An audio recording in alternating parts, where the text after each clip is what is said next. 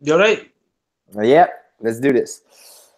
So, coming back from your jogging, arriving at your apartment, it's a Friday night in Glasgow. It's the springtime.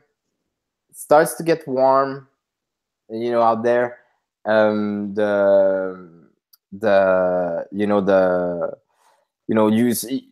people starts to get out and run in the streets. The girl starts to show some skin. The people, there's terraces. Like people start to the restaurants start to get their chairs upstairs, and the pubs get the people upstairs outside, and everybody just starts to enjoy the springtime and think about the summer season coming up. And after that encounter with the tugs, you run back home. You know you ran back home like in a good mood, and everything was in perfect condition, and you enter your apartment building, climb up the stairs, and you arrive in front of your door, and there is a paper, stick to the door saying, meet us, at the Viper Club tonight around 2, on the rooftop by the jacuzzi, and it's signed Brian. Brian. Brian. Ryan. Yeah. Brian. Yeah, I'll pull. Brian with a B. Yeah. Right. I'll pull the note off the door and go inside to Stephen's crummy little apartment.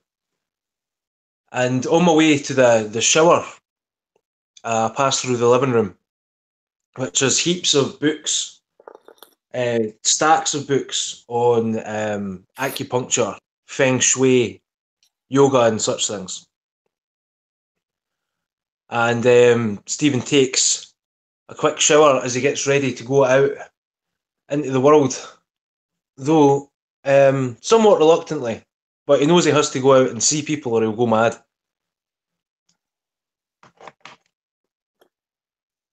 So after the shower, he puts on some casual clothes, white t-shirt, blue jeans. Um, doesn't have to comb his hair; it's too short. And heads out in a nice pair of trainers. He still takes some pride in his personal appearance, though these things have become less important to him. And heads off for the Viper Club. So you've met, Brian and his friend at the pub by the corner of the street, and there was like a UFC presentation, of some fighters, and there was like this thing, and you were there watching, because it's like a nice place by the corner, and they do some streaming of the event, and it's not too expensive, and it's not too crowded and all that. And these two guys were there, and they talked to you about the Viper Club, and they were talking to you about, you guys were talking about martial art like last week, and somehow they managed to find your address. You told them that you live by the street, and you told them your name and everything, and so they managed to see your ad, to find out where you live, and for some reason they want to talk to you, and they came to your place, and they stick that thing there, and they're criminals. They're part of they're part of this group. Uh, uh, Give me a second. Just gonna open the file.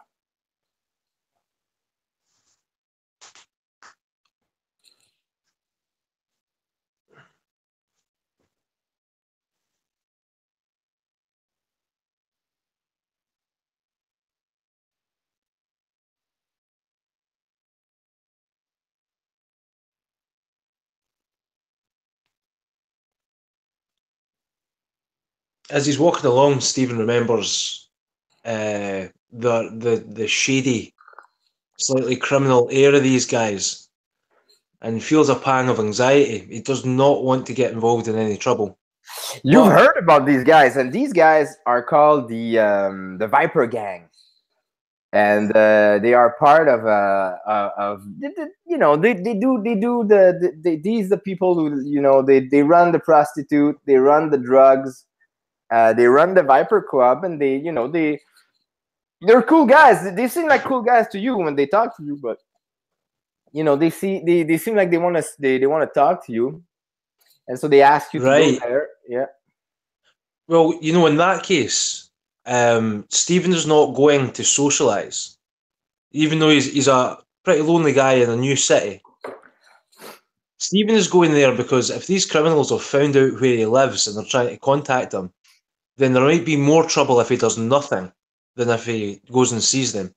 So he's going to find out what they want, because trouble is not something Stephen likes. But he's going, because if you leave these things alone, they can get worse. So you approach the Viper Club. It's late at night now. It's like around 1 a.m. And there is like these the lineups in front of the club. The Viper Club is this weird. It's just a small door, square door like that, purple. It's written on top in golden letter, the Viper. And there is like these sticks with these cords, to at the entrance to show you the line. So it's just a bunch of chrome sticks with these cords, and there is these big bouncers there that open the cord and let the people in, and then they look at your card and see where how old you are, and they ask questions and stuff, and so there's a huge lineup there. Yeah, it's mixed up, different kind of people, bunch of chicks. People are, if you obviously high. Some people are just dancing in the lineup already, and then you hear the inside coming from the like this huge techno music.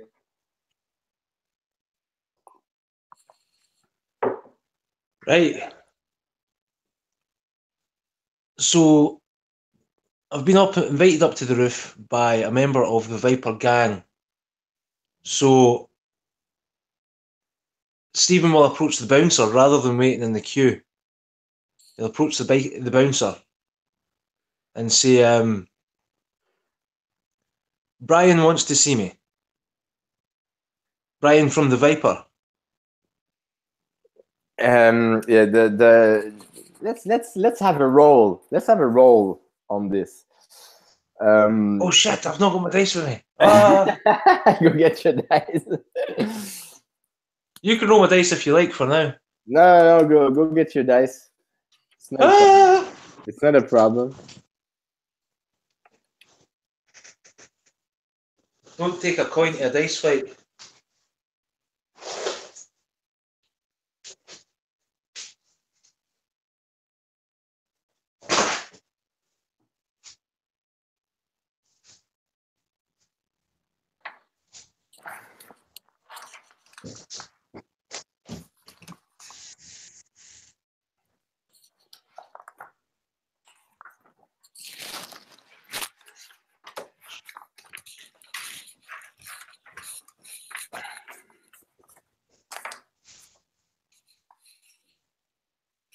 Where could they be? Dice don't just roll themselves.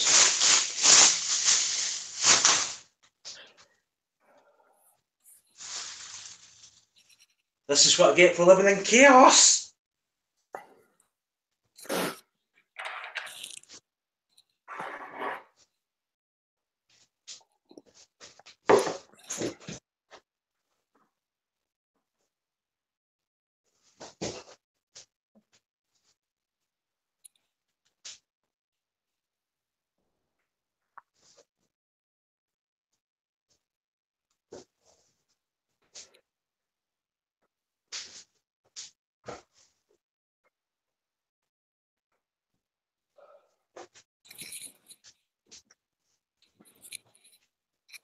Hey man, do you want to just roll for me because No like problem. I'm gonna roll for you.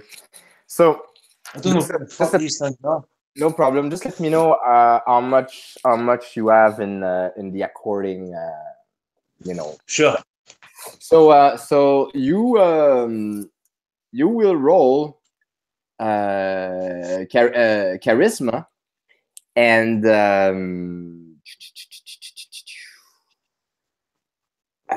charisma and I would say expression. I don't know. Wow, charisma and I guess expression. Yeah.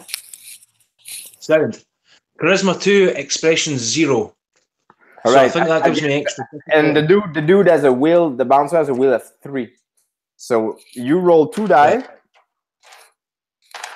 die. Difficulty 6, and it's equal. So we roll. I guess we roll again when it's equal. So you have 2 success, and he has 2 success again. Damn. So, so we roll. You roll. You have 1 success, and he has no success. All right. So you got it. Okay. So you can narrate how that goes. So you said to the So So you said to the bouncer. So you said to the bouncer. He says, "Oh, Brian, right? Oh, okay. So I know a lot of Brian. What Brian you talking about? And do you have an invitation? Do you have like a formal invitation?" Brian from oh shit, what's the name of the club again? And the gang? The Viper. Yeah. Brian from the Viper, and I give a meaningful nod up to the roof. He's Oh, asked me to meet him tonight. oh! I see.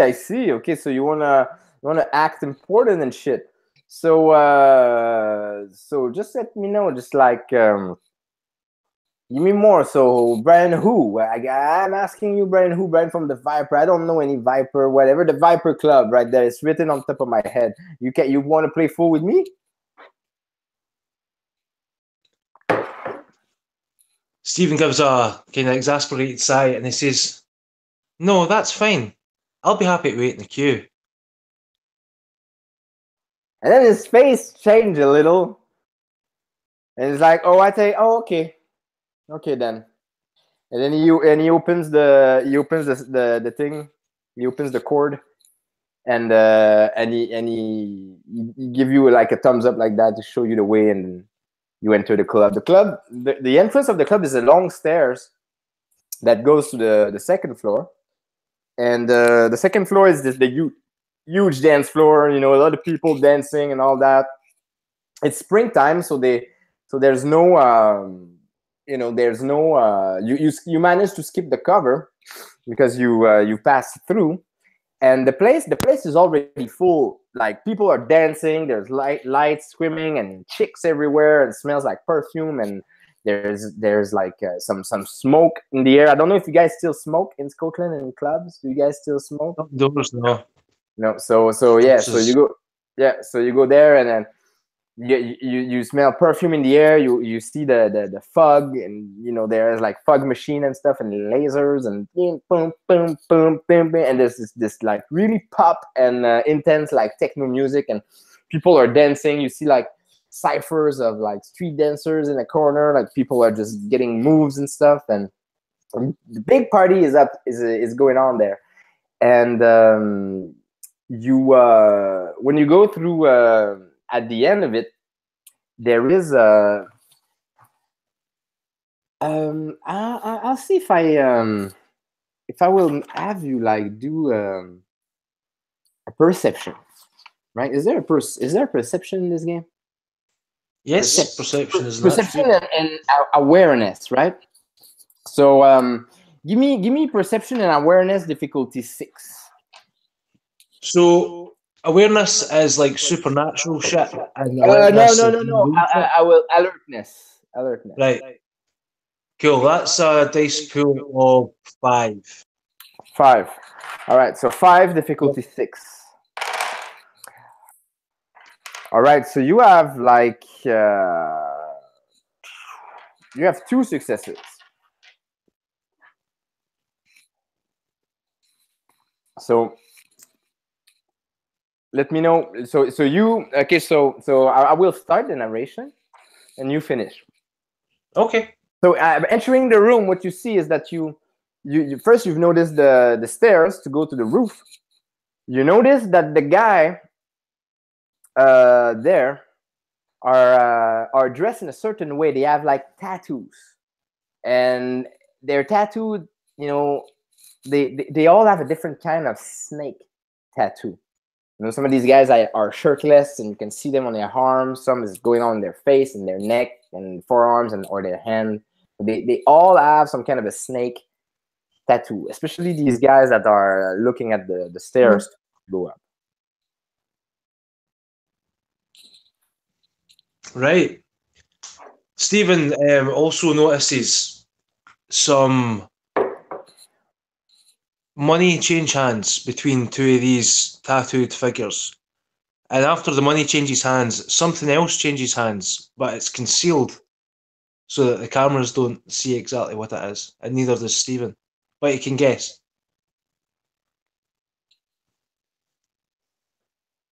You know, a couple of the guys on the stairs. Yeah, I know. I'm listening. I'm waiting on you to take action. Well, this is none of Stephen's business, and again, he doesn't want to involve himself in any unnecessary trouble. So he confidently, but in a contained manner, walks past the guys on up the stairs. But he makes a note to remember the face of the guy who was selling the drugs, or who he assumes was selling the drugs. So as you arrive to at the stairs and the guys there, obviously the guy put his arm in front of you, like, ho. Well, where do you think are you going, chaps? Where do you think you're going? Like that. Excuse me, Brian asked me to come along tonight. Oh well, Asked me to meet him on the roof. Oh well, I know a lot of Brian. So Brian who? So out of character, did this Brian have any of these snake tattoos when I met him in the pub? What did you say? Out of character, when I met Brian in the pub last week, did I Yeah, notice any obviously, it's tattoos on part him? of the thing. Yeah, obviously, he's in the gang. He has the tattoo. Yeah. Right. So So when he's he going back to says you, and he's like, what's the password?" Slither. What did you say? Slither. But I say it like a joke, you know, with a big broad smile and a kind of,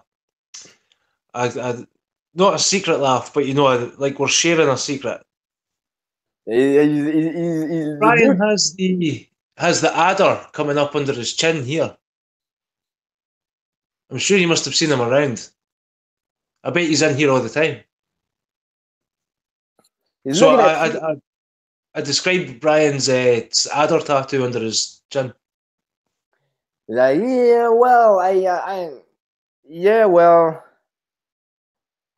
What about you? What about you pay me some to get some? And the other dude, because there are two guys, the other guy on the right is like laughing like that. And he's knocking To on be, your shoulder, and he's like, "What about you give me some as well?" well, to be perfectly honest with you boys, I'm not the one who wants to come here. It's Brian who wants me here. So if you won't let me in, it's no skin off my nose, but Brian might not be happy about it. Well, Oh, I'm one of the guys. Like, oh, we are so scared. We are so scared. Okay, no worries. I'll have a drink and see if he comes downstairs. If you see him, let him know that Stephen's waiting on him down here. The dude's looking at you like imposing. They are like punks, a little like shaved head. The other guy on the right, like he's not a shaved head, but he has like this cut where the guy like he has long hair, but he has a bump, like a bump here, Right. and Oh, and he's shaved on the side. their undercuts are disgusting. And the other guy is shaved and he has like this snake tattoo. The other one has piercing in his face. Both of them are really skinny dudes. Like you can see their veins, but they're ripped, and they dress really like fashionable. The guy on the right, has like he's wearing all these Adidas, but it's metallic black and gold Adidas track pants kind of suit with golden chain. The other guy on the right, he has the one with the shave head has no. Yeah, he has like a tank top, like a leather tank top, with all kinds of sign. And it's written like Viper and stuff, and studs and piercing in his face. And he's wearing like skinny jeans with combat boots. And he's looking at you. He's like, "Do I look like a secretary to you? Fuck off!" And he pushes you like, "Fuck off! Get the fuck out of here!" And he just push you and just say, "Fuck off." For a moment, anger might flash in Stephen's eyes before he remembers his training. He collects himself, gives him a wee smile and a slight nod, and turns round to go and get a bar and sit somewhere where he can watch turns round to go and get a drink and find a seat where he can watch the stairs. All right. So there is a lot of the club's getting full. Now the clock is timing and it's 2:00. And now 15, 30. And there's a lot of people walking around and going up and down the stairs, and it's really dark. So you're going to give me perception and alertness, but it's going to be difficulty 8. All so right, it's 5. Perception. It's 5. Perception 3, alertness 2, so that's 5. Yeah. 5. Difficulty 8.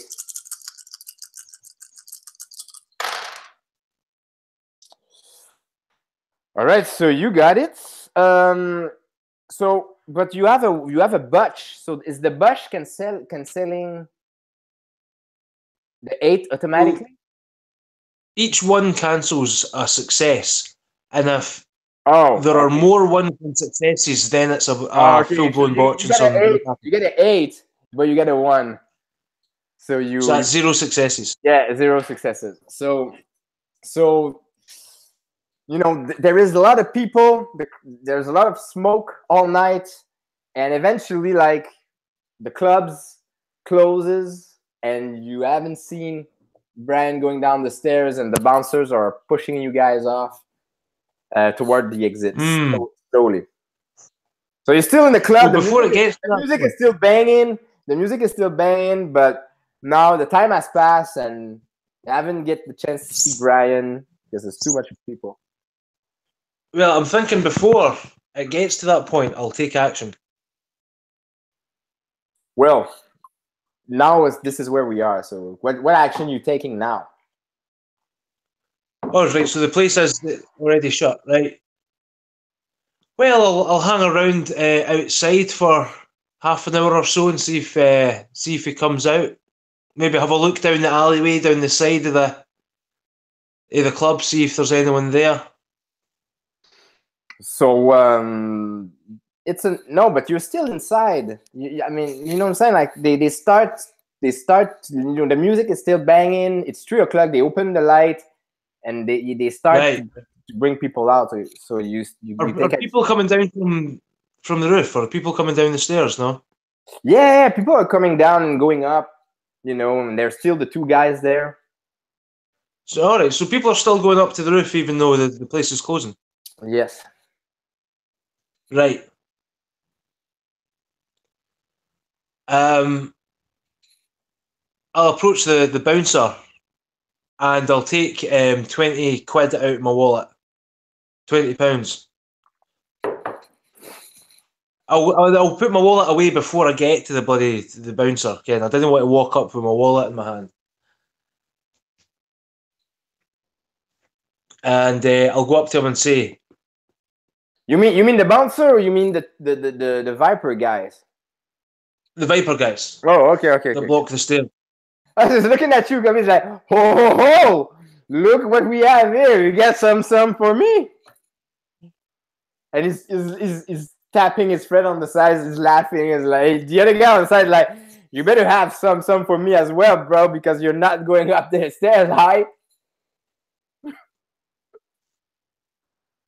How much? Well, how much you got? I got 20 quid for each of you. Oh. But that's going to sting me pretty bad. Hey, I ain't see no invitation on you, right? And I guess no nothing. If I let you go upstairs and everything's not like supposed to go down, I'm gonna get my ass kicked. So you not give me some. Yeah, I want more than that. You get like 100. I got my friend need some as well. Well, I don't imagine you know what Brian's handwriting looks like, but you can have a look at this if you like. And I produced the note that was pinned to my door. Oh, so you show him the note? It's not exactly photographic ID, but it might count as an invitation. What do you guys think? So he's looking at that, it's like, and dude's looking at his friend and is like, and remember, I do know. And then the other. And then the guy goes upstairs and goes down, and they say, okay, fella, you can go up. You're good. All right, you're good. I'll put the 20 quid back in my pocket. And then you go up the stairs. Up the stairs, there's a different kind of music. It's more like a psytrance music. It's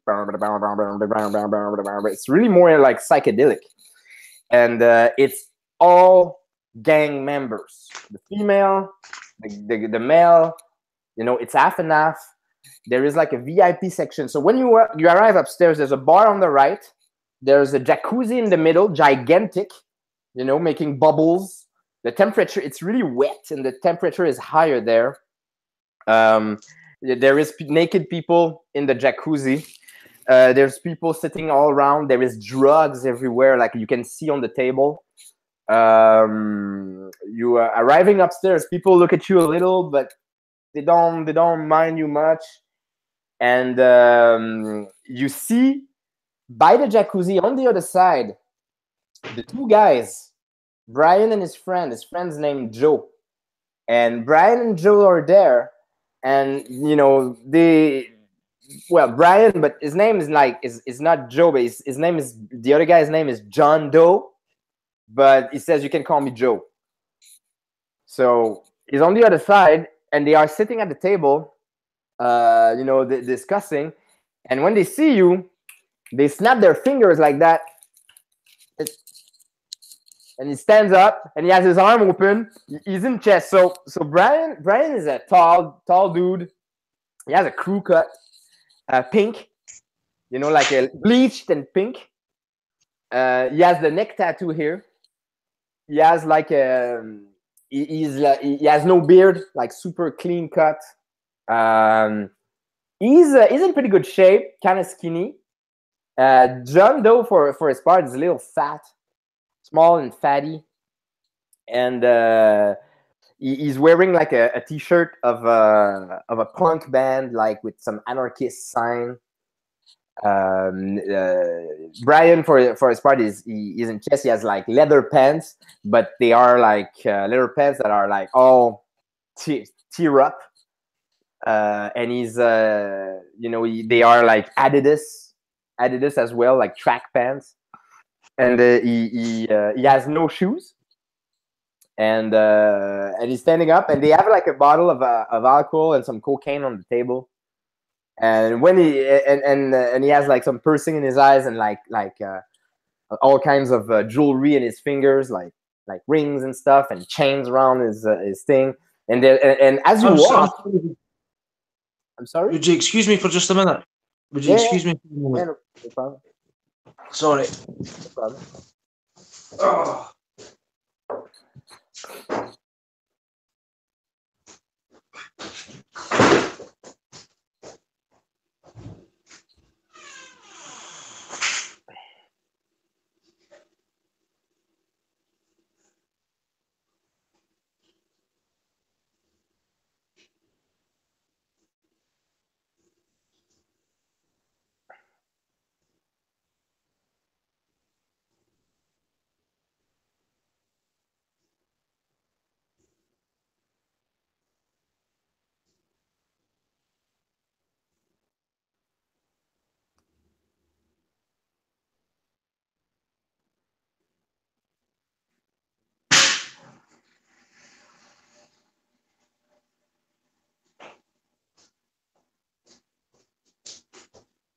Terribly sorry, I've been held off as long as I could.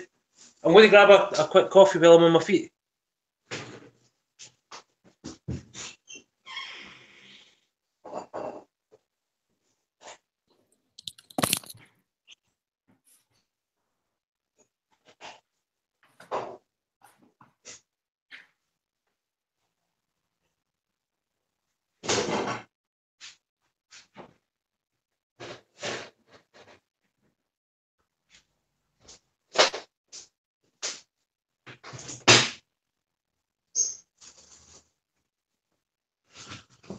Oh.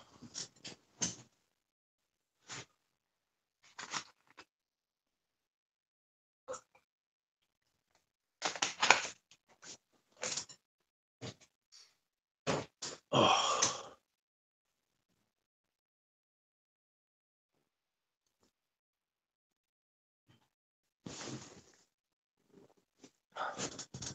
Shocking timing, Colin. Really.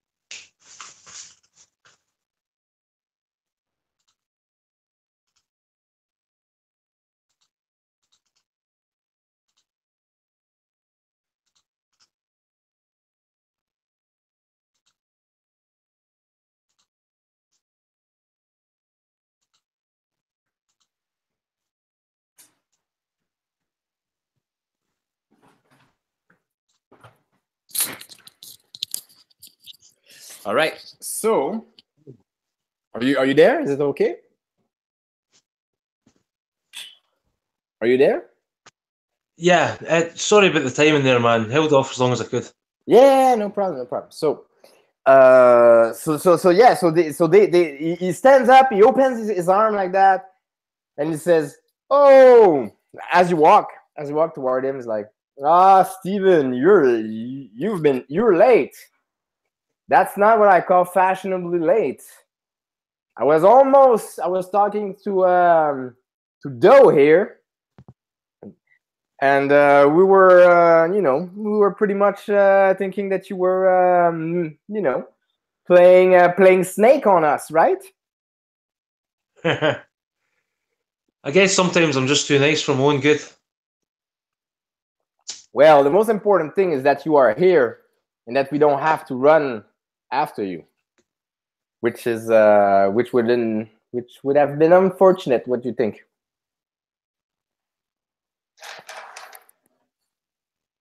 Well, I'm flattered that's so important to you that you'd go running after me.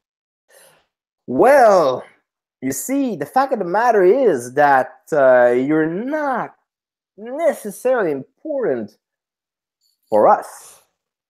So why don't you take a sit? And I think we have to discuss some. Listen, and then. So, do you want some? Do you want some cocaine? Do you want some vodka? What's your poison, my friend? We're gonna have a long discussion. So you'd rather? I'll take a whiskey and water, please. Oh, well. Low carb. I'm he starts to laugh like right. Well, I don't. Sorry, the only water you'll find here is in the jacuzzi behind you, but it's okay.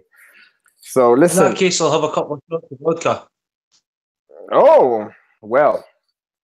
And John Doe grabbed the bottle of vodka there and slams some in a shooter, and he slides it to you across the table. It's a small square table, but the cover is in glass.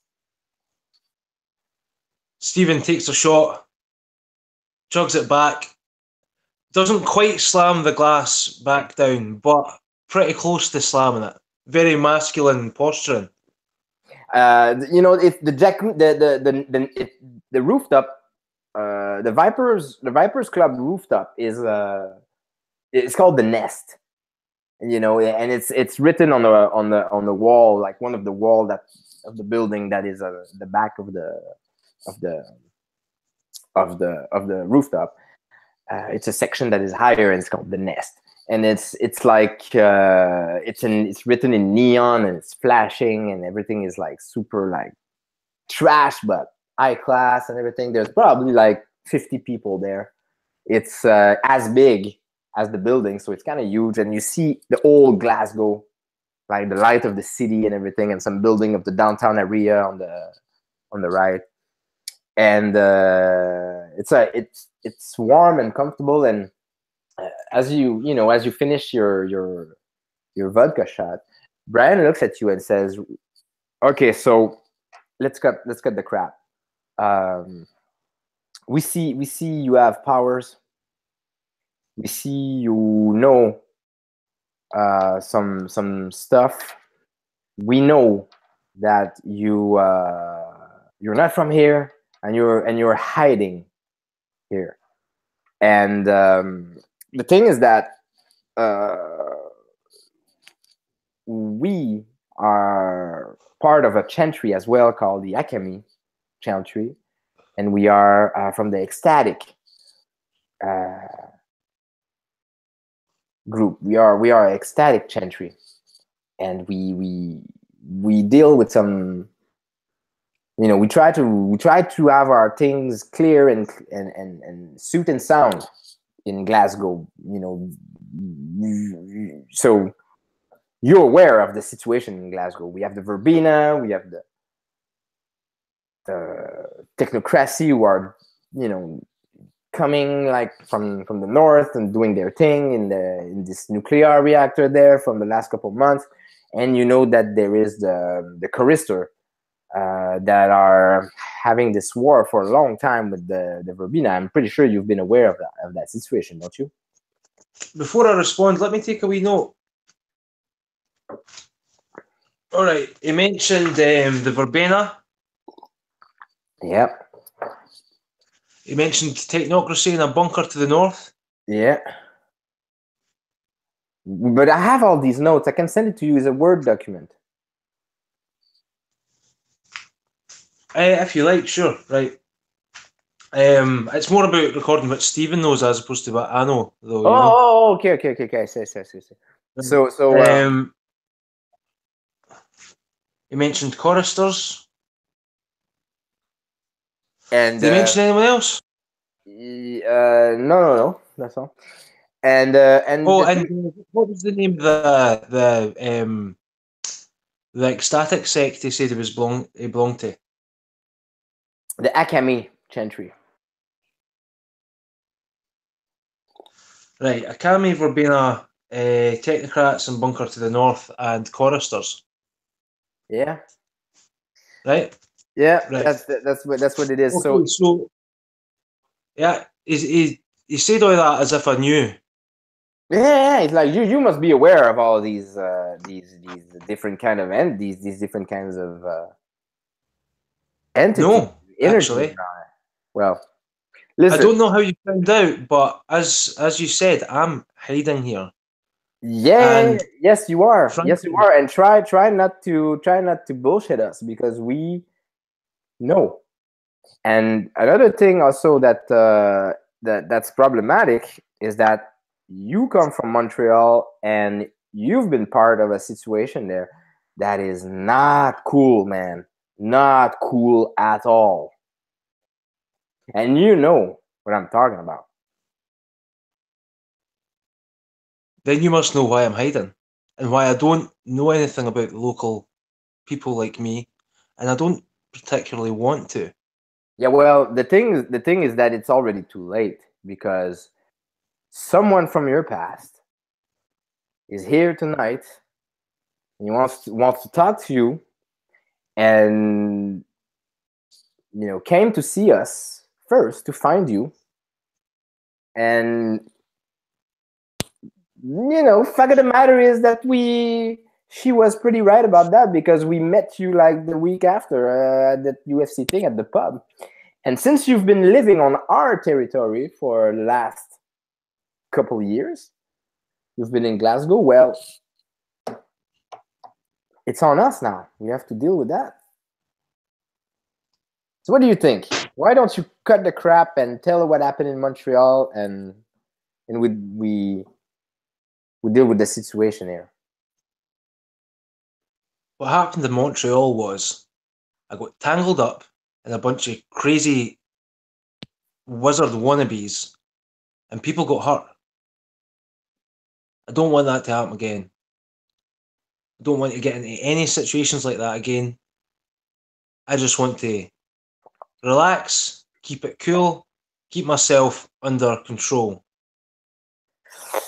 Yeah, well, you gotta pay your dues, man. You went against some traditions, some laws of some, and at this moment there's a hand on your shoulder, soft and and like soft and gentle that says, and there's a familiar voice going like, "Hi, Steven, how you've been?" Stephen stiffens and then can't resist spinning round quickly with a smile, and he stands up. I've been terrible. What about you? So in front of you, you see Julie St. Clair. So Julie St. Clair is the blonde girl with the blue eyes chick that was in the that was in the math class at the McGill Oh, University. Stephen remembers. What? Stephen remembers. Yeah. So Remembers. she's 10 years older. So she's a grown woman now, 32-year-old. And but the only difference, she used to have long hair. Now she has short hair. So short hair like to the jaw, but you can see the neck down. And she looks at you. She's like she's as sexy and as beautiful as she used to be, but she's having this. She has a small black jean jacket, and she has like a bodysuit that gets into her skinny jeans, black jeans, and she has like this some kind of like this necklace around her neck with a circle, and there's like some kind of some jewelry there, like a pink, reddish pink, changing color kind of thing, like stone. And she has a cleavage that goes pretty down, and she looks at you. She's smiling, but it's a smile like it's like a bitter smile. And she looks at you and she says, "Well, she's like, well, I'm sorry, Steven. I didn't want to meet you again in this situation, but I've been sent here to track you down and make you make you and not just you. I have to pay as well, but we need to find the rest of the people, and we need to pay the Verbena some respect. We need to what? We need to pay due. We pay our due to the Verbena." And she turns around. She says, she sits at the table, and she starts to tell the story, and she's like, "Do you remember? You remember when we went to the stereo after hour, the area after hour? I'm sorry, it's 10 years ago. I'm forgetting the detail." And I remember. yeah, and there was this sacrifice. They did this thing, and the DJ was like playing the music, and everybody was in some kind of a trance, and there was this girl there who was about to be sacrificed. Do you remember that? And she got hurt. Why are we talking about this here? She was about. I'm sorry. Why are we talking about this here? This doesn't involve these people. Oh, well, the thing that these people. No, you're right. You're totally right. It doesn't involve these people. But the thing is that they. Let me finish the story. So there was this situation there, and you interfere. You interfere with the situation. You remember that? And these gentlemen here, they know, because the Verbena are still looking after us and after you. And they know, they managed to find out that you live on their territory. And so before making a mess of the situation here in Glasgow, they decided to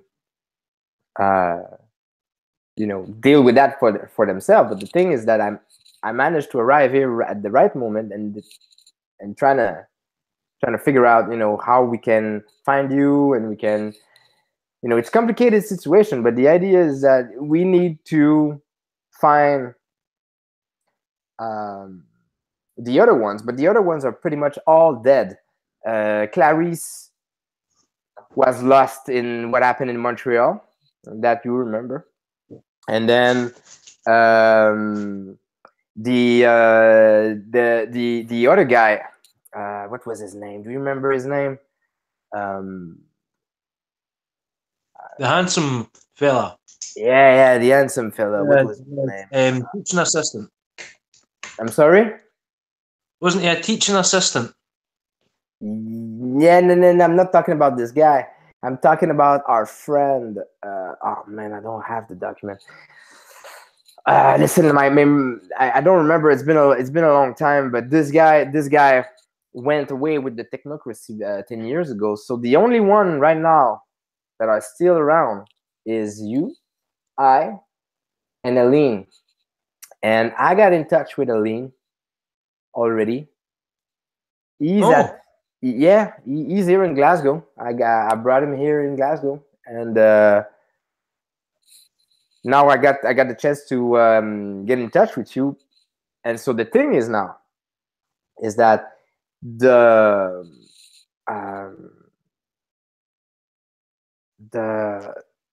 ecstatic, the Viper gang, the ecstatic, you were living on their territory. And so here in Glasgow, it's a very territorial thing. And so the Verbena, they wanted a piece of you, because back then, us, not just you, but us, we fucked them up. We took away the sacrifice. Now the thing is that here in Glasgow,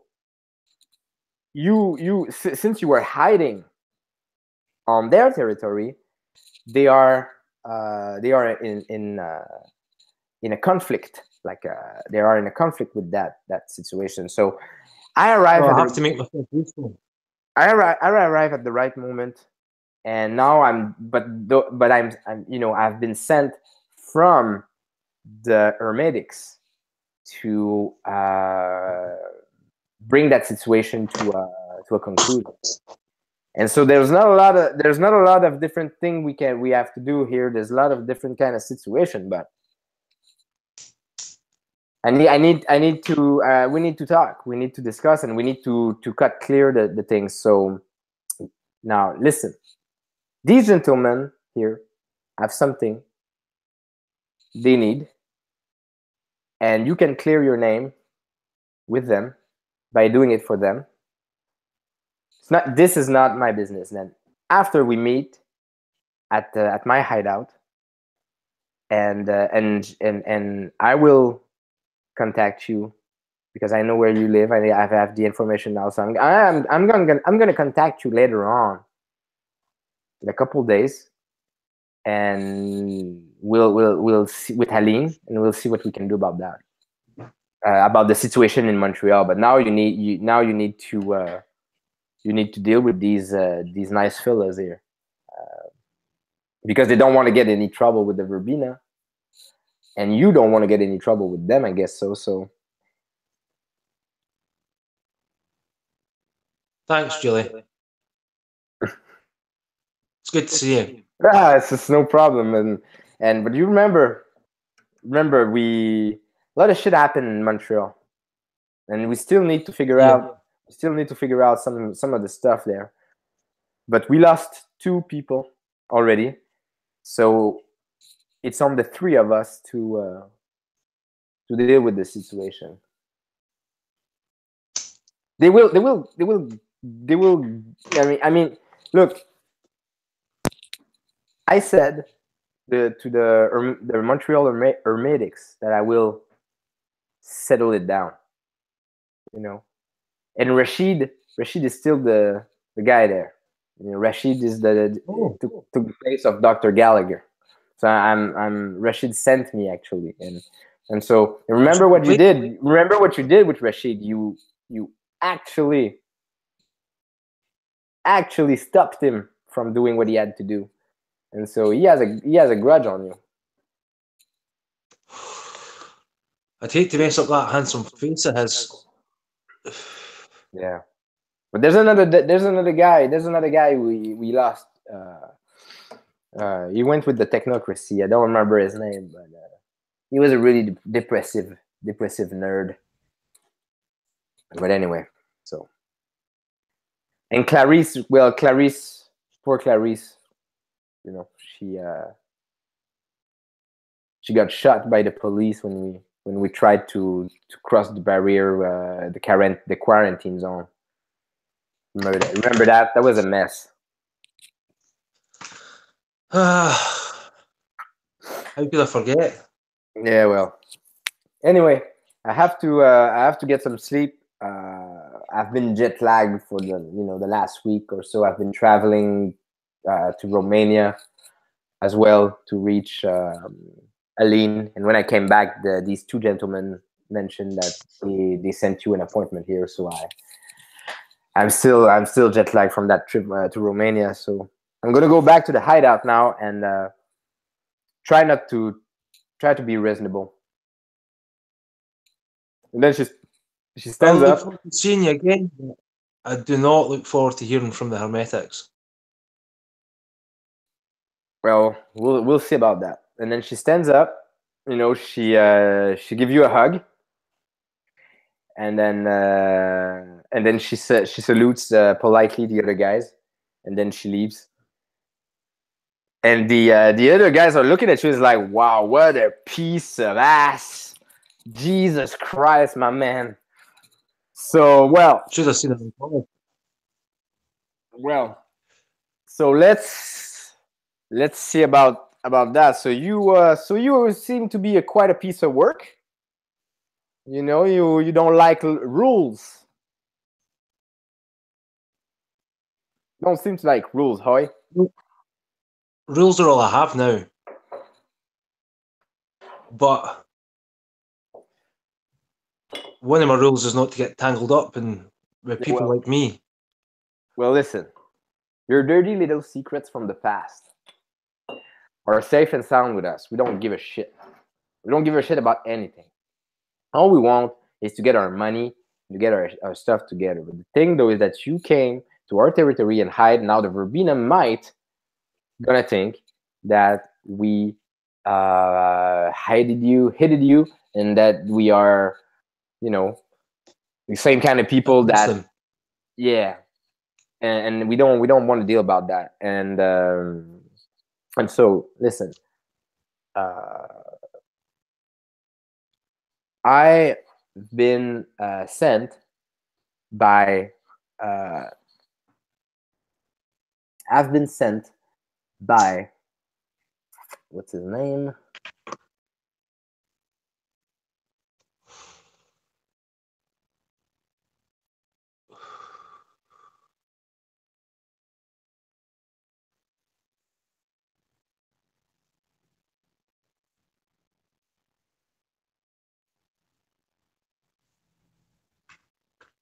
Stuart the Snake Eater. So yeah, I've been sent by the Snake Eater to deal with that. The Snake Eater is our leader, and so the Snake Eater, you don't want to mess with Stuart, man. Though is like sniffing, but while he says that the name, the Snake Eater, he's sniffing a line of coke. It's like I just get caught up. It's like man, it's like, hey chap, chap, you don't want to mess with the Snake Eater. Ah man, yeah, So I'm telling you, you don't want to mess with the Snake Eater. all the vipers. You're all the vipers, and he is the Snake Eater. Interesting. Yeah, it's exactly what we mean. So listen, he asked me to deal with with your situation, and so what we need some cash, and there is we heard that there is a drug deal happening tonight.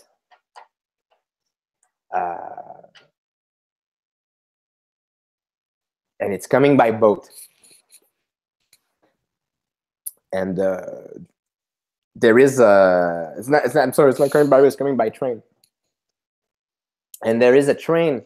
So the police know about it. And we're gonna have some problems with the police at the train station tonight.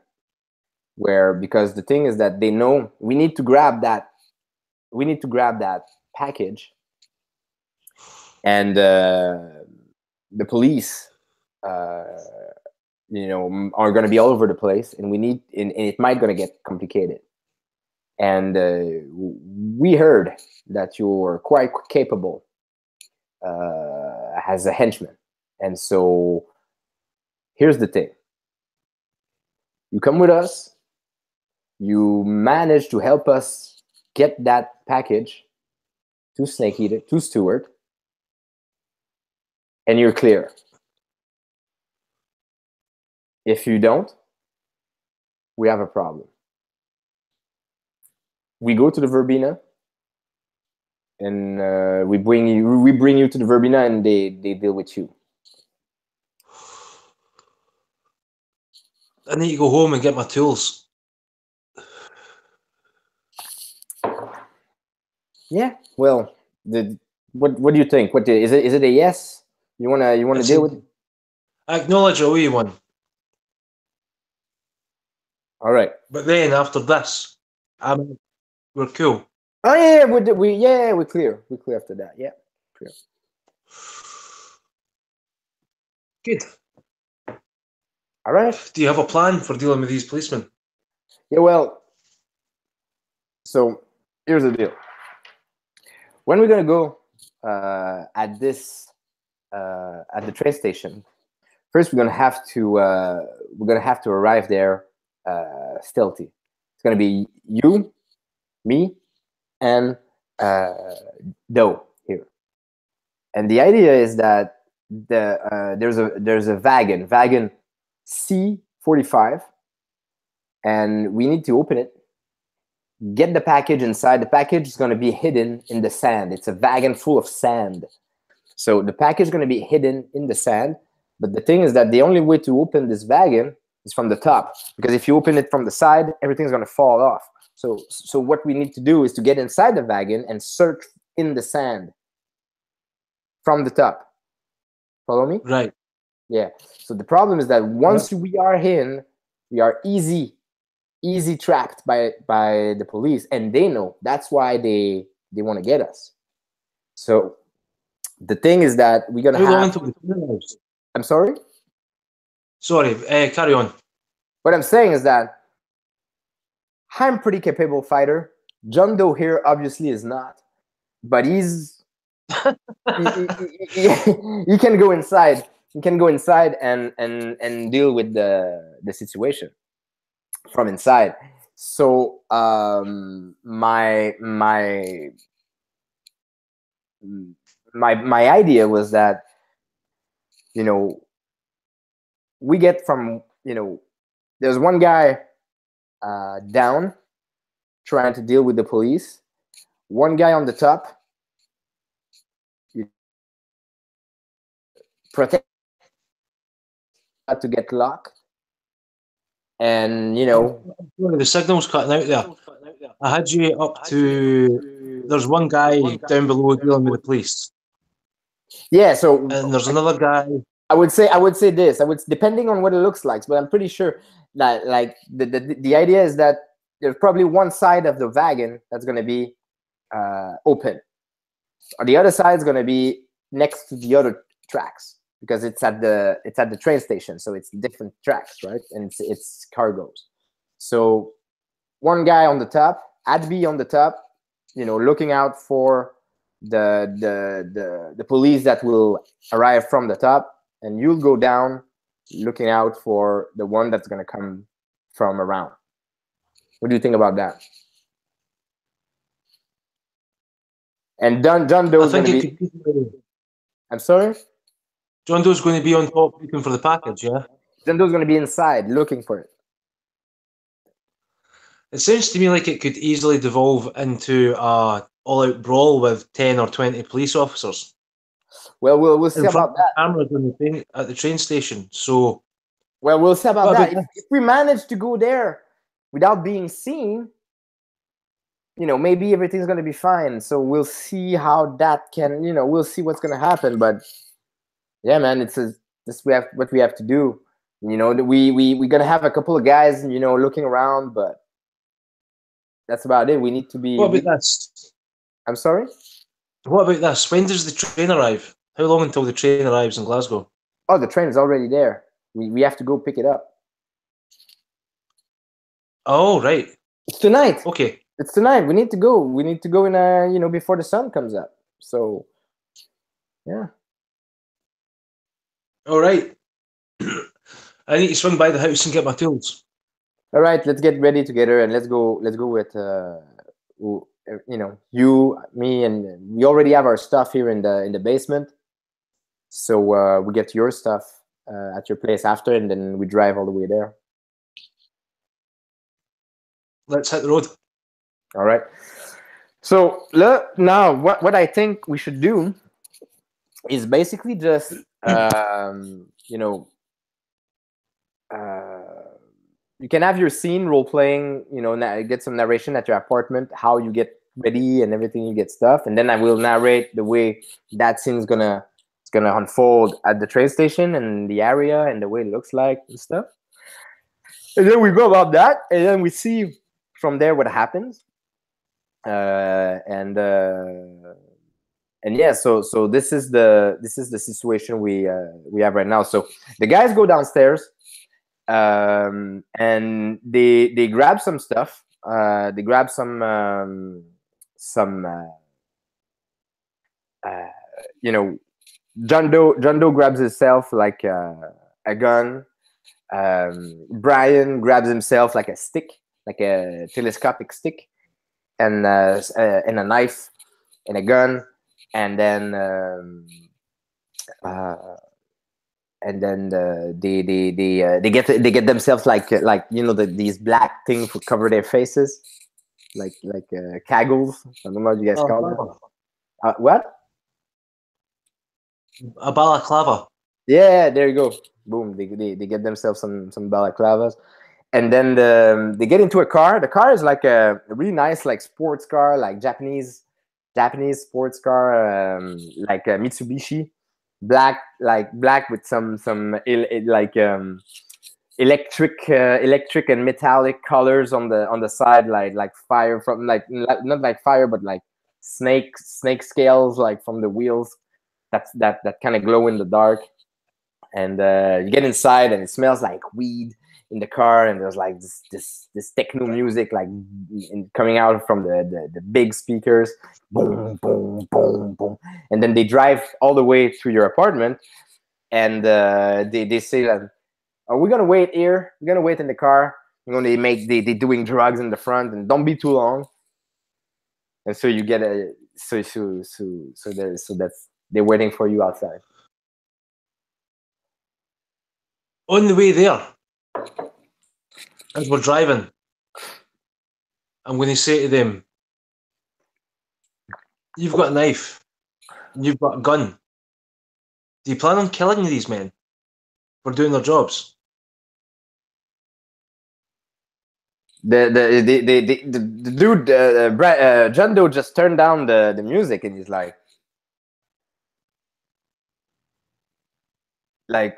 do you think otherwise? Like if they trying to arrest us, I'm not going down. I'm not going to prison, so it's going down. Don't you have abilities, powers that you could use instead? If you're the kind of if you're the kind of not, I mean, do the way you. I mean, I don't give it. We don't give a shit. We just don't want to. I'm not going to prison. I'm not dying, and I'm living with the drug. That's. They start laughing, and they just raise the volume again, like. So, concrete steps to my little flat. And the first thing I grab is my gloves, which have various kanji inscribed onto the backs and the palms. They're like fingerless black leather gloves. And Stephen looks around the apartment, wondering, is there anything here that I really need? What here means most to me? Because he's thinking about doing a runner. He doesn't want to be involved in anybody dying. And if these guys catch him and take him to the verbena, then so be it. He doesn't want to be responsible for any more deaths.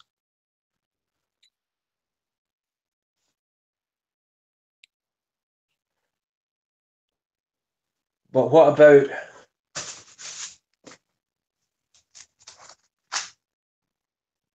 Julie? And apparently Elaine's here too. Would he be putting them in danger if he did a runner? And where would he go? Assuming he escapes tonight, and assuming he manages to evade these men for any length of time, where would he go? As he's thinking about all of this, he's lifting all the money that he has in the flat, stuffing it into his into his front pocket.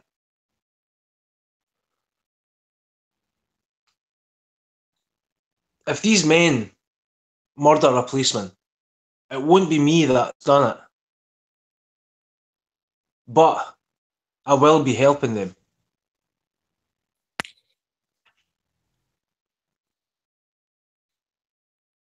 I don't see any way out of this.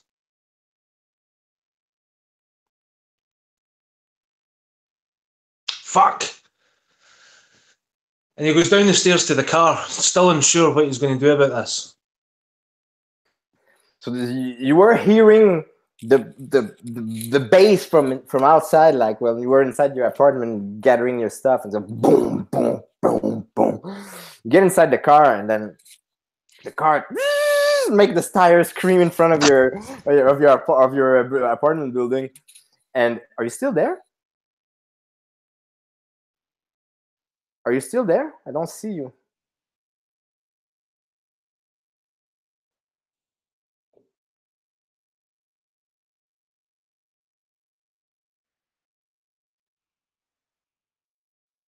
Are you still there?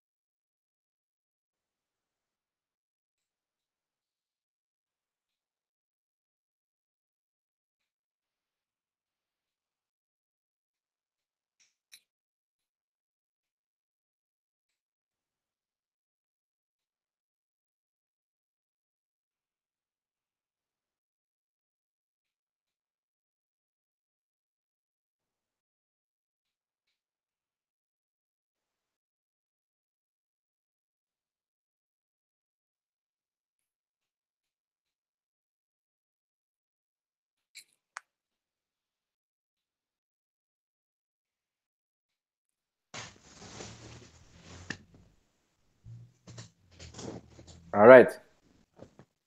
Pardon me. Okay, so now you're back with the computer, right? No, I'm on the phone again. Plugged in. Okay, perfect. So you guys are driving. You make the tire screams and make like this nasty like smoke, like tire burn right in front of your of your block apartment building. And you guys are driving through the city. It's late at night now. It's like 4 a.m. and you reach like the industrial area. And eventually he shuts the music down. Sorry. He shuts the music down and he shuts his light down and it gets really slower and slower and slower. And you have, as on the right of the car, you've been driving along the train track. And so you guys are getting out of the car, not talking loud. It's like, okay. And he gets inside his the car. How do you call that? The back thing in the car. The Boot. The boot, yeah, the thing, the trunk. Yeah, he opens the trunk, and then he gets some cutters, and then there's a fence. You know the frost fence. You know these frost fence, and so he cuts. Yeah, so he cuts them, and then he opens the frost fence, and you guys get onto the tracks. And so you guys are walking slowly. So basically, it's an industrial area. It's cargo trains. You know, like long trains full of cargos. Yeah. yeah, cargos and graffitis. And so you guys are walking slowly there. The floor is made of the ground is made of rocks. So it's like big rocks that go, around the train tracks. And eventually, you guys go in between.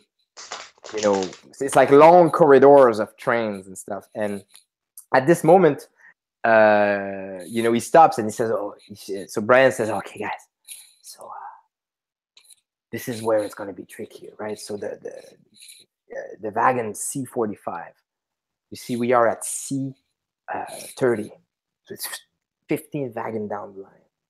So we need to be stealthy around here, and we need to organize ourselves to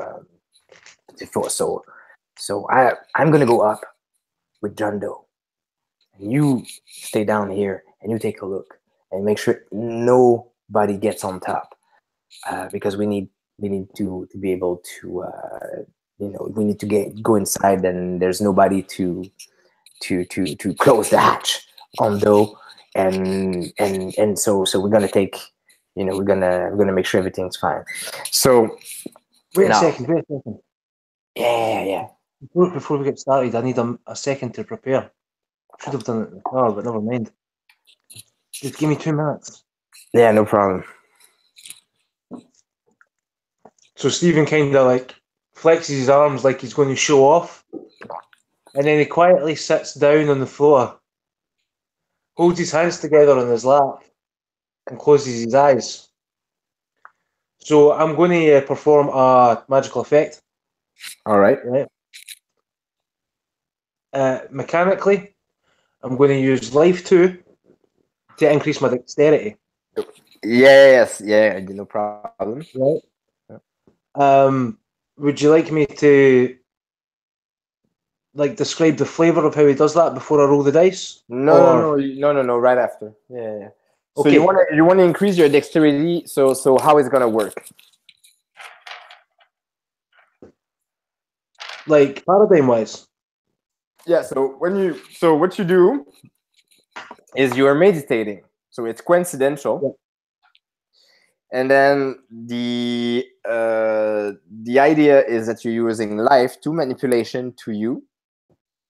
Mm-hmm. Yeah. So you roll arete. Arete, you have arete of 3. Mm-hmm. And your highest sphere is 3, but it's a rank 2. I'm only using that 2. Yeah, so it's 2 plus 3, so it's gonna be difficulty 5, right? Is that so? Arrêté difficulty 5? I believe so. Yeah. So, but your highest sphere, it's always your highest sphere, though. So, Highest sphere used. highest sphere used. Yeah, yeah. All right. So it's 5, difficulty 5, and you have arrêté 3. Yep. And then the number of successes is going to give you more dices for dexterity. I'd be quite happy with that. Is that so? That'd be fine with me. I'm not aware of any example notes in the book that show you how to do that. Yeah, no problem. So I guess is it number of dice or it's number of dice lower? Whichever I you guess think. it's gonna be number of dice. I mean, I don't mind. Okay. So difficulty 5. Yep. You get 1 success. So 1 more dice. So how long though? Well, you see. For the next roll, I would say. Yeah, because I need to spend successes on duration. Yeah. So if I don't spend any successes on duration, then it's going to like fade pretty quickly. It's going to be the next roll. Okay, no bother. That's fine with me. Yeah. So if I got successes, I could put 1 into an extra point of dexterity, 1 into duration for say a scene or 10 minutes or something. Right. Yeah. So now you can describe it. All right. So Stephen goes into a trance-like state and turns his attention towards the sensations of his body, and becomes very aware of the flow of chi and the delicate balance of the yin and yang within his body. And without disrupting that balance, it heightens the levels of both. He summons extra yang so that it can move more quickly, and he summons extra yin so that it can be more fluid, and heightens the vibration of the energy in his body in that way. Mm-hmm. But this is not the best circumstances, and he feels, I'm not going to be able to keep this up for long because this is a bit of a stressful place. I should have done it in the car. Yeah, but in front of you, you see these guys, they're making drugs, and they are like bumping chest a little, like in silence, like and they pump it up, and one of the guys, they're sniffing some coke, and they're rolling like they take some pills, and they just like and hey, shh. Yeah, but they do it kind of in silence, like they don't. And so expert mode. And so at this moment, we will roll a stealth check. Sound. To see, if you guys manage to stealth to the wagon. So stealth is dexterity and stealth. All right. Dexterity 3, stealth 1. Don't leave home without it. So you have 1 die more. I have. So that's 5 dice then. Yep. And it's so since the police are there, it's difficulty 8. Right. And so you have 0 successes.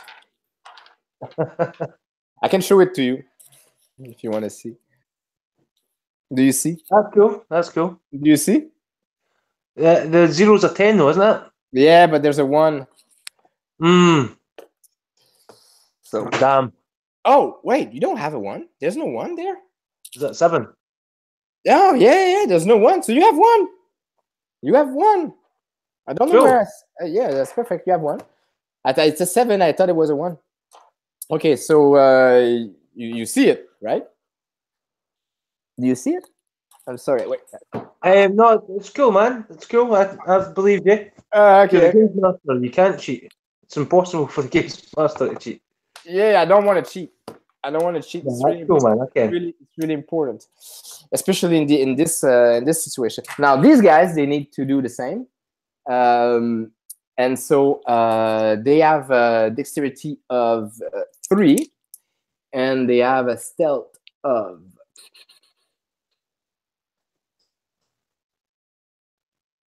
0. So 3 plus stealth 0, but they did some drugs. They did some magic for themselves.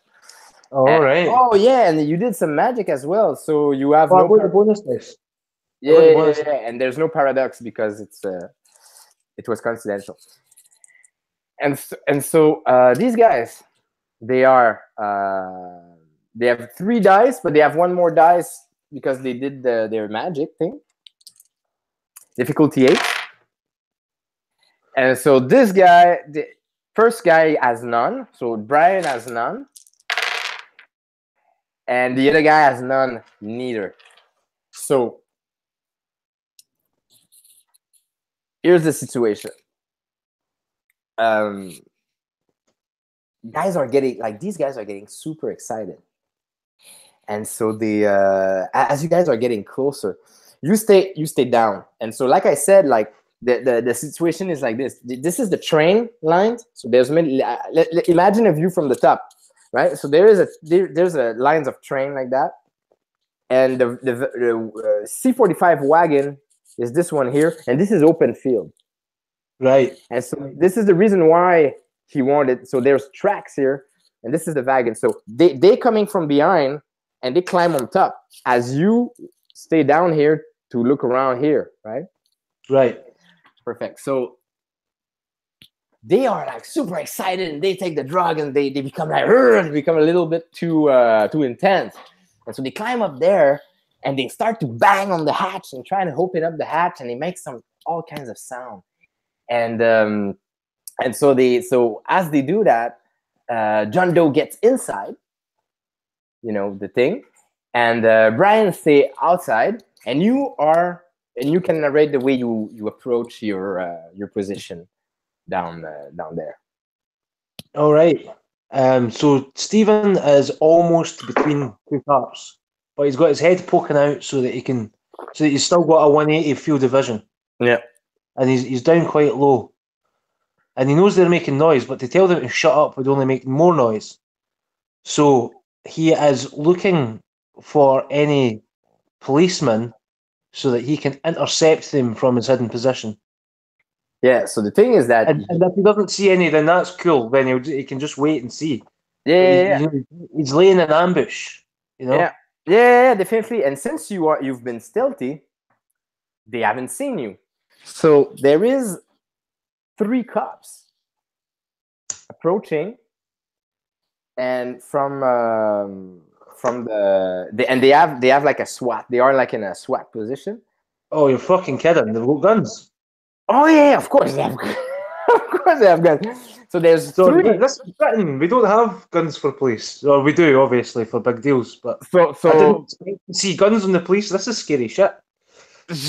They come with these machine guns that are low, that are, and they are like drug SWAT kind of guy, and they are so 3 are coming from the right, and 3 more are coming from the left, and they are walking beside the train. So they're coming from. So you see them in advance. So they are coming from apart because they've noticed the guy on the wagon.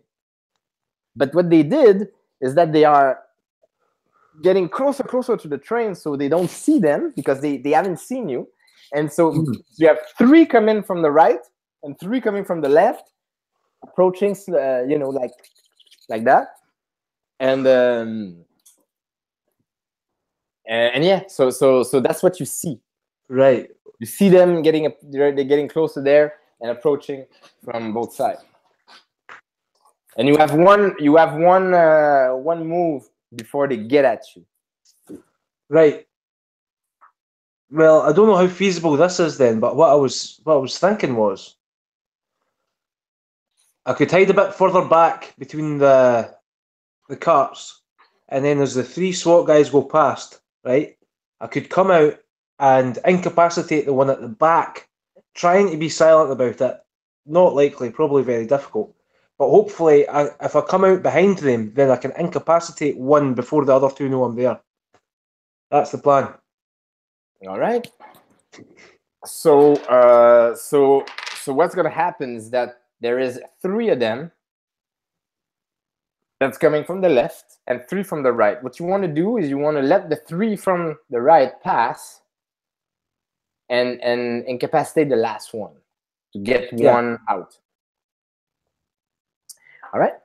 So perfect. So let's go. Let's go about that. What move are you gonna do that? I am going to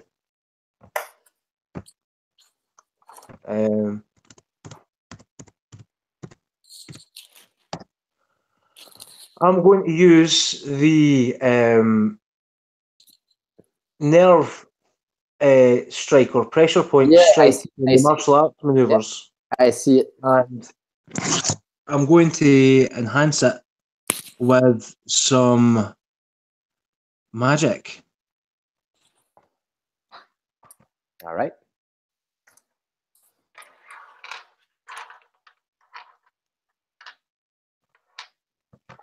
Oh, that's the wrong notepad. Oh, shit. Here we are.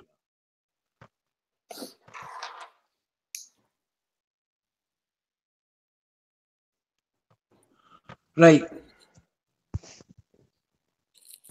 So, so it's a dexterity plus martial art difficulty 7. Yes. So how many dice? So, but you want to do your magic first, right? Well, with Thunder Punch, you certainly do, but I'm not aiming to just chop him in the neck as hard as I possibly can. The aim instead is to hit him in the pressure point, right? Yeah. But in so doing, flood his body with yin chi so that he just falls asleep, like in a heavy sleep. And in so doing, rob his body of the energy he needs to be awake. Do you know what I'm saying? Yeah, I know. So the idea is that you so that's gonna be a life 3. Yep. Life 3 thing. And so how many arete? You have 3 arete. Yep. So and it's gonna be coincidental because nobody sees you, and so it's 3 plus 3, so it's 6 arete 3. Right. I will spend a point of quintessence on this. All right. Yeah.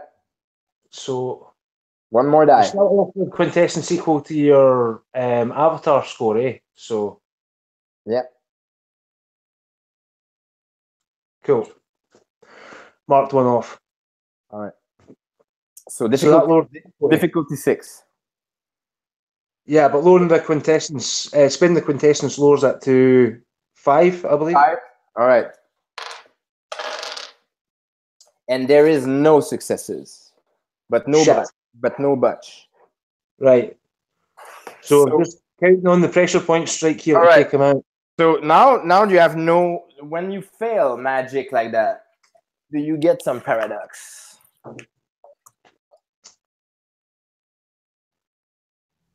think so. Paradox. So you have a coincidental, but it says on a success none, but on a failure.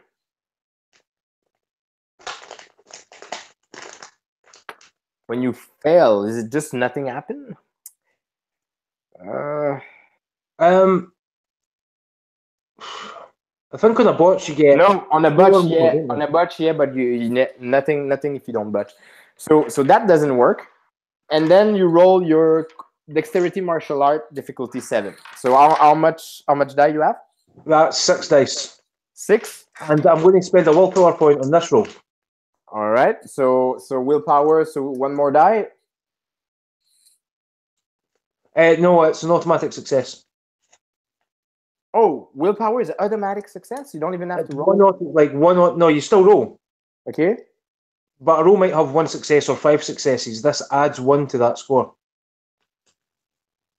So it's like a roll an invisible dice that comes up with the difficulty number. Okay, so it's difficulty 7 right now. Yep. So it's as if I've rolled an invisible dice that scores a 7. Oh, So okay. I have 1 success already. Okay, I see. All right, so you have 1 success plus 1, so it's 2.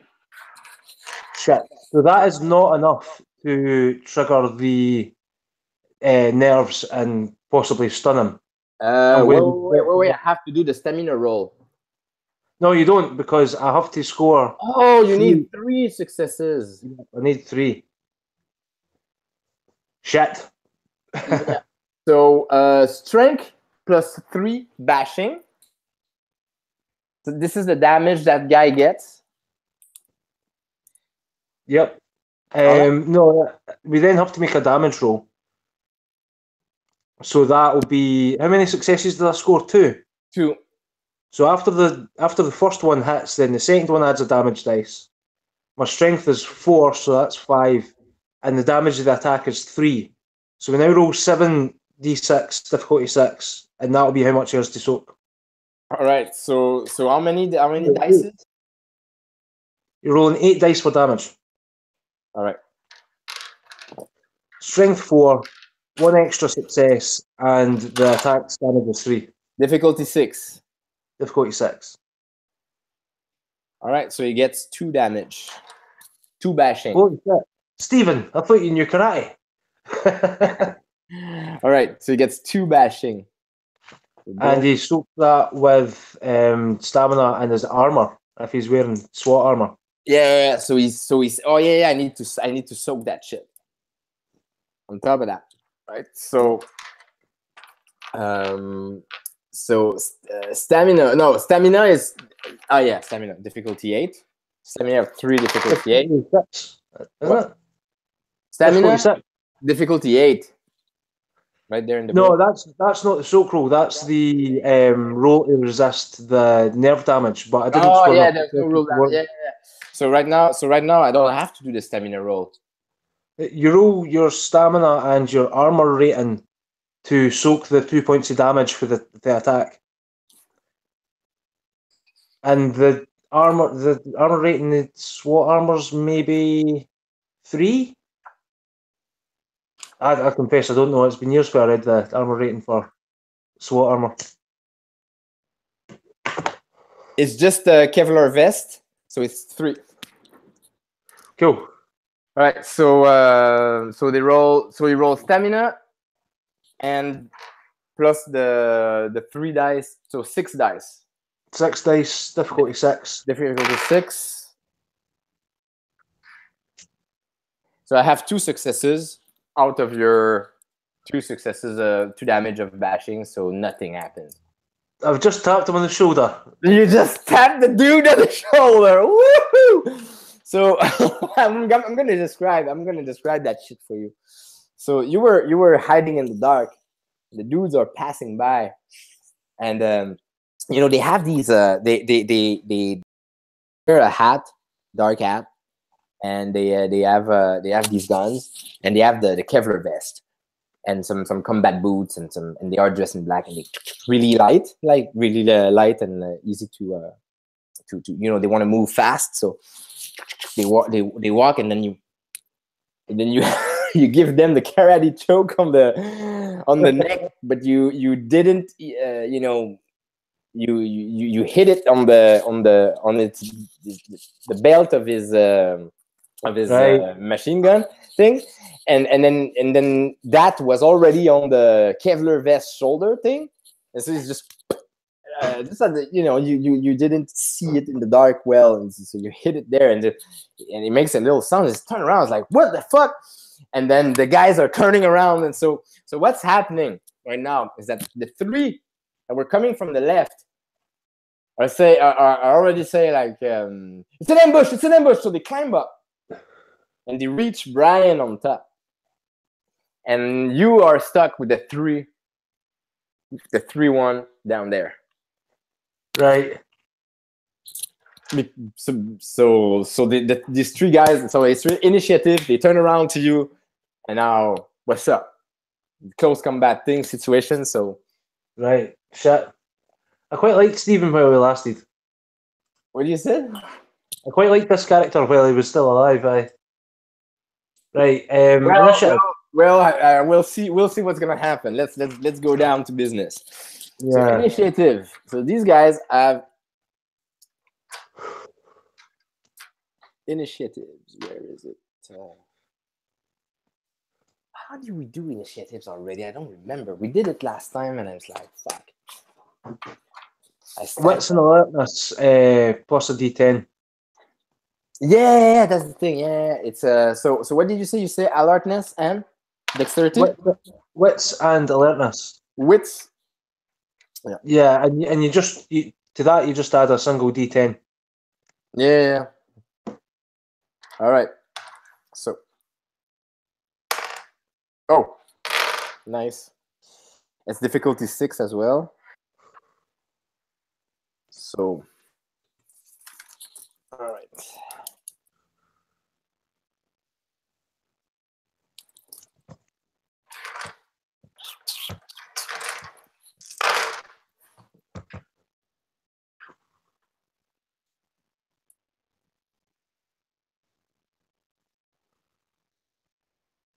How many dice you have?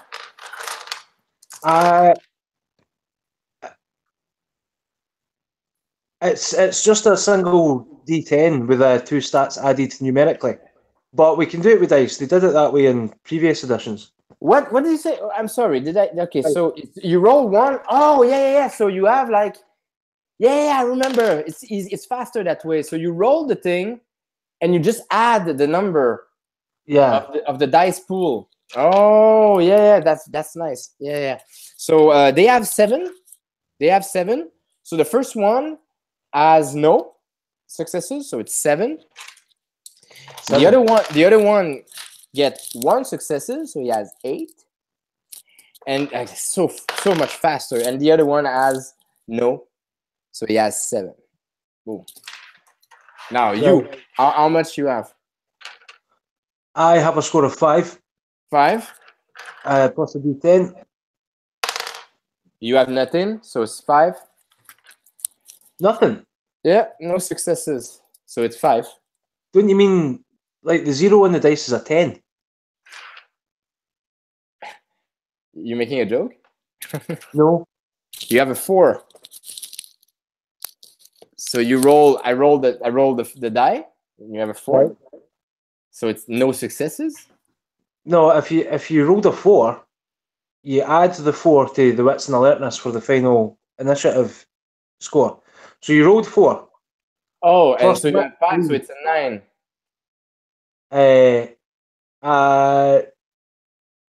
Well, aye, it's a 9. Sorry, aye. Yeah. Okay. Well, if I did it that way, I need to do it again. All right. So 7 plus 8, that's 15. Yep. 7 plus 5, that's 12. 7 plus 6, that's 13. And you have 5 plus 5, it's 10.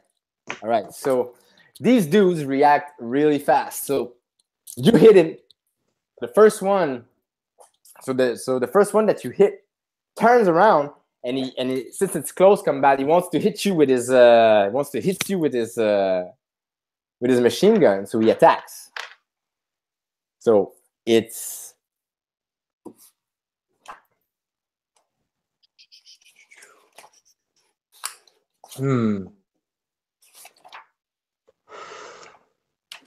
where fuck, man. Holy shit. So when you attack, it's always dexterity, right?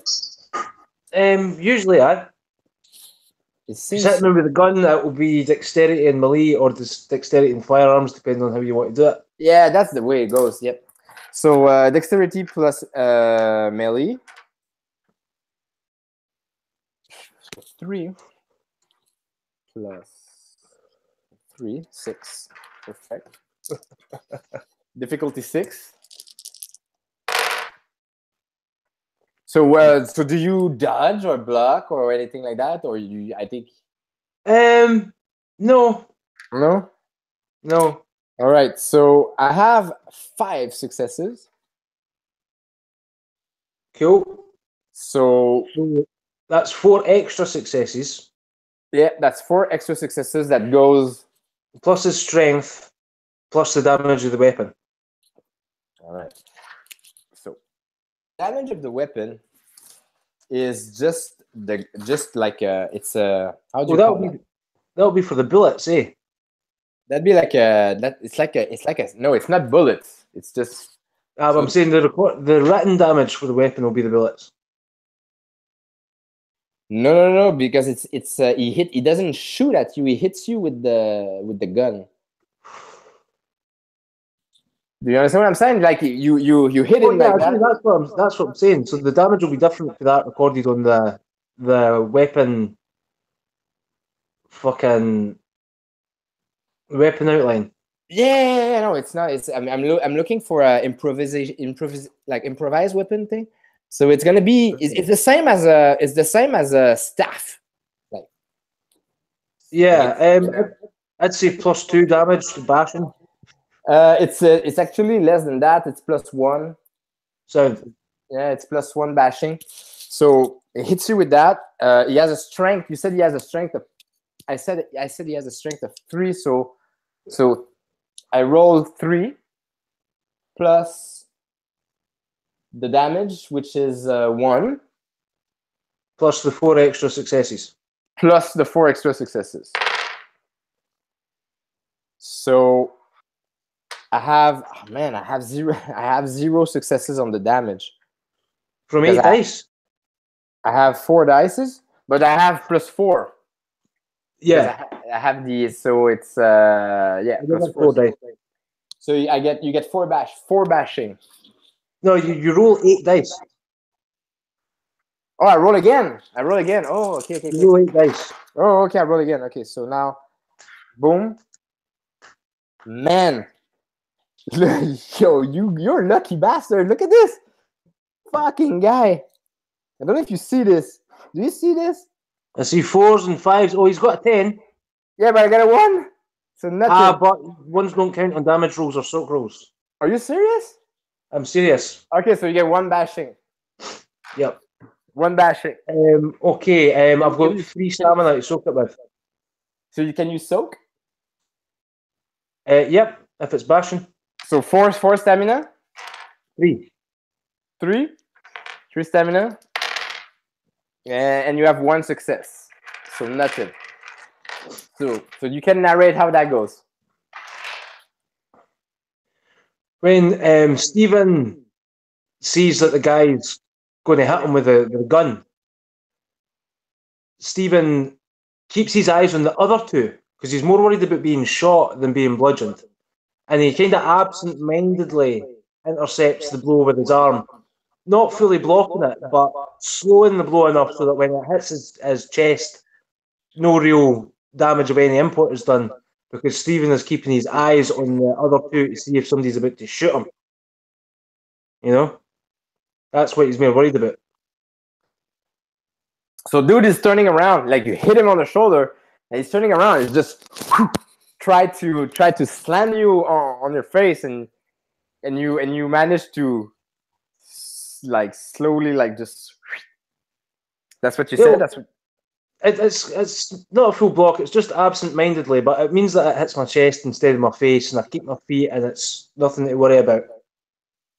Yeah, the other guy though, since he doesn't want to shoot his friend, circle around you and try to hit you himself again with his weapon.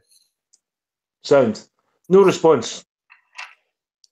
No dodge, no block. All right. So I have 3 successes, so 2 over. Then for the damage, I roll 5 dice. I have 1, 2, 3, 4 successes. and you soak with stamina 3, and you have 2. So 2 bashing. Sound. The other guy in the back, does the same because doesn't want to shoot his friend neither. So he gets closer and they do exactly the same, trying to knock you. So you can narrate. So I'm going to narrate. So the other guy turns around. Since you so the first one trying to hit you in the chest, and you've managed to just kind of like evitates it, and then the other guy turns around you from the back and he hits you in the back with the gun, the back in between your shoulder blades. Good luck to him. So you go and you receive the luck in the back. So Right. the other guy. I'm sorry. With this attack, I would like to try the counter throw. Wait. So the third guy needs to hit you now. Well, I'm going to interfere with that by trying the counter throw. Oh, you want to do a counter throw to the back, to the 2 damage bashing? No, the guy at the back. The third guy who hasn't rolled yet. No. That's the second guy. The second guy was in the back. All right. Yeah. Look, the first What's one, the you tap on the shoulder. The dude turns around, trying to hit you. You swift the thing with your hand like that. That's what you said. Right. Yeah, then the other guy didn't want to shoot his friend, goes behind you and hit you between the shoulder blades. Oh, I see. Sorry, I thought that was the third person. Yeah, no, So- the third one hasn't moved yet. And so boom, you receive that, and and the first guy just gets away, so the third one is about to hit you again. So since you receive that one, now the third one attacks. Right. The third one I'm going to counter throw. All right. So the third one rolls. He gets no successes. All right. So he gets no successes now. So he tries to hit, but he misses. Still going to counter throw him. Yeah. So go ahead. Shit, it was there a sec. I had it a moment ago. Right. Counter throw. Counter throw is 424. I have it right here. So dexterity, martial art, difficulty 6. Yep. That's 6 dice. 6 dice, difficulty 6. You have 2 successes. So I need to score more than him, which is 0. Yep. So you got it. To then get a free throw action. So you get. Yep.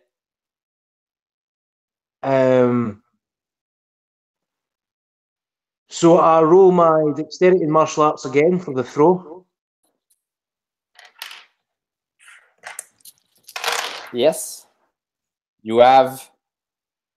Oh my God! You have. Boom. You butch. What? Yeah, you butch that. I mean, well, it's. I don't know if it's a butch. I mean, every successes has a 1. So it's just 0 successes. It's just 0 successes. It's not a butch. Yeah, butch need another 1. Yeah. So you just fail. You just failed the throw. So I'm gonna narrate how that goes. Right, okay. So he's trying to hit you from the face, but since you from the front, but since you receive the thing from the back, you kind of you receive from the hit in the back. So you go in you kind of like you get lower like that. You bend over, boom, And I receive from the back and I get low and bend over. Yeah, and you bend over, and the good, and so the police in the front, trying to hit you, but it goes over your head, and so you're trying to grab him like that, like a buddy slam kind of thing, right? But he's he's grabbing you, and he's just turn around and just get rid of you, and so now it's your turn, but in front, right? You have the three of them in front of you. I don't get a turn because I used it to counter throw. Oh, that's the thing, right? Oh, so wow. So these guys are there again. So now they have a good. On that throw is like throw one into the other one, but hey, shit happens. Yeah, so they shoot. They start shooting. So the first one, it's dexterity 3, and it's gun 3. So shooting is great. yeah, so they start shooting now because you're away, and they you're trying to fight. So they're trying to shoot. Difficulty 6. All right, this I'm going to try and dodge. Yeah, right. So range weapon, SMG small, lethal. It's dark, and it's close range. So it's gonna be difficulty 7 instead of 8. Now, before you roll, I'm dodging this one. Before I roll. No. Like you can still roll, but I have to let you know before. Yeah. I have to let you know before you roll. I know. So I have 3 successes. So the first guy gets 3 successes, and now you dodge. Yep. All right. So dexterity 3. Yep. Athletics is 2. All right. And the snake step maneuver gives me 3 extra dice. All right. As we agreed beforehand. Yeah. That's 8 dice. Yep. Difficulty 6. So 2. 5 actually from using Aikido. 5 for using Aikido? The snake step is difficulty 5 for soft styles. Oh yeah. All right. So difficulty 5, you say? Oh, that changed the whole thing. Okay, so you have 4 successes. So you had 3. So you dodge. Sound. Yeah. Second one. So I see the gun coming up. Yeah. Go ahead. I've been waiting for this. So immediately no, wait, I'm dodging, I'm not blocking it. I immediately kind of roll around from my low position, quickly bringing my left leg around so that I can stand back up again. An arc of fire running off harmlessly into the field. Yeah. Second one shoots. Difficulty 7. Has 5 successes. Stephen goes down. I'm sorry? Stephen goes down. Well, yes, 5 successes. Now, damages 4 lethal. That's all? That's all it says? 4 lethal? So that's 4 damage and 4 extra successes. 8 damage dice. Yeah, I need 8 damage dice, yes. But I have 4 extra. You're right. Wow, you're following. So now the damage goes. The number of successes. So the damage, when it says damage, so 6. So you have 1, 2, 3, 4, 5, 6. 6 lethal. No soak. No soak. Right. So I'm shot to ribbons and I'm unconscious because the bashing damage I took puts me past incapacitated. So you're going unconscious on that one? Yep. Losing consciousness? All right. So, but you're not dead. Not quite. I might die if I didn't get taken to a hospital. All right. So what they do, since you're down, they cuffed you and they call for an ambulance. Now, do you have the opportunity to do something? No. No? All right. So what's gonna happen is we're gonna end the ear. You're gonna go to the hospital. Right. Right? And so here's how we're gonna do. So it's the police, so they don't kill you, right?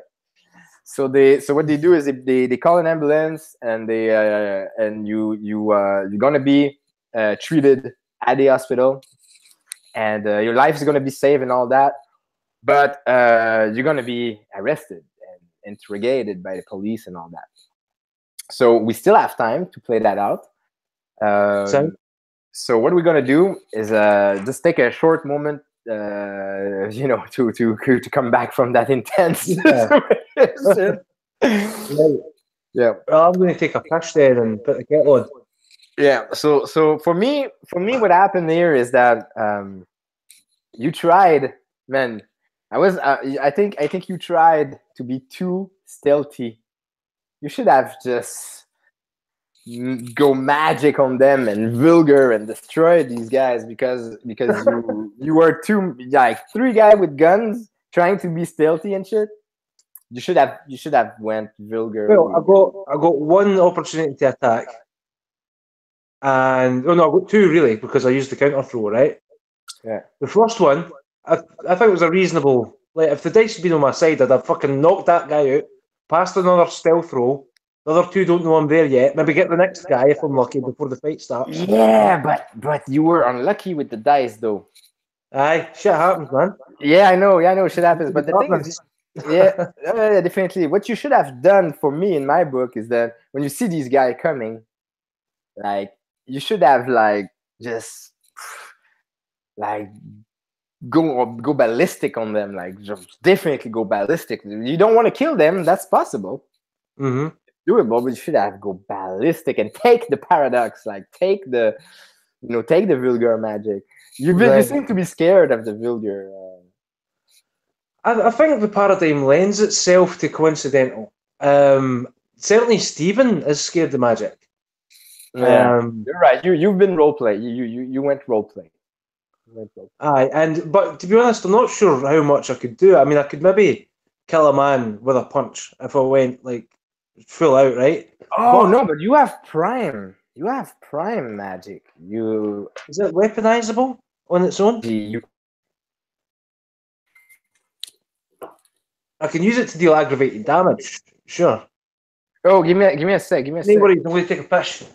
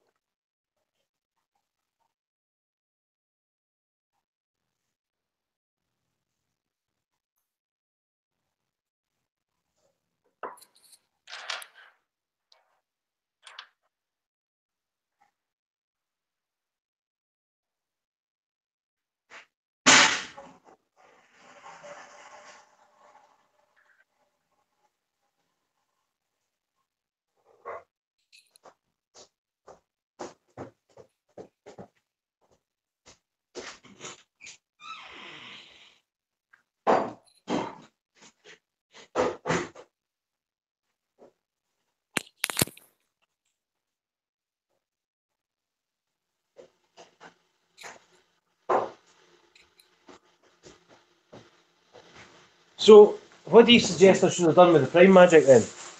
I don't know, man. I'm exaggerating your power. I don't know. Oh, give me a sec. Give me a sec.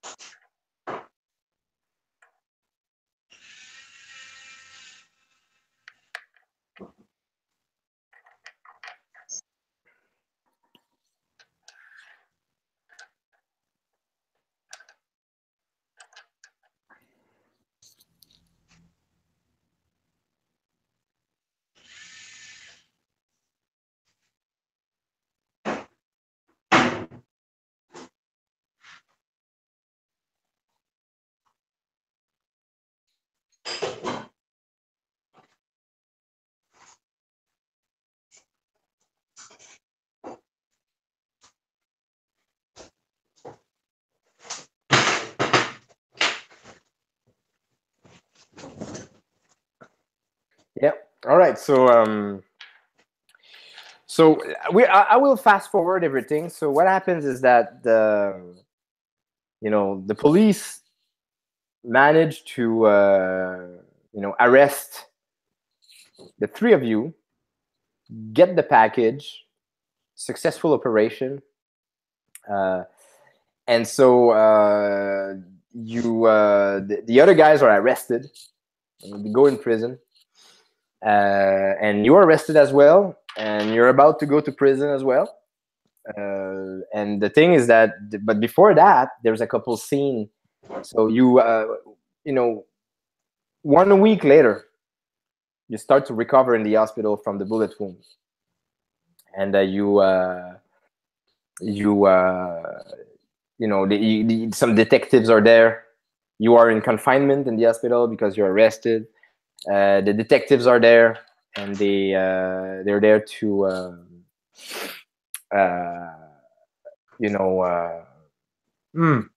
question you. What's going on and all that. So in front of you, there's a man.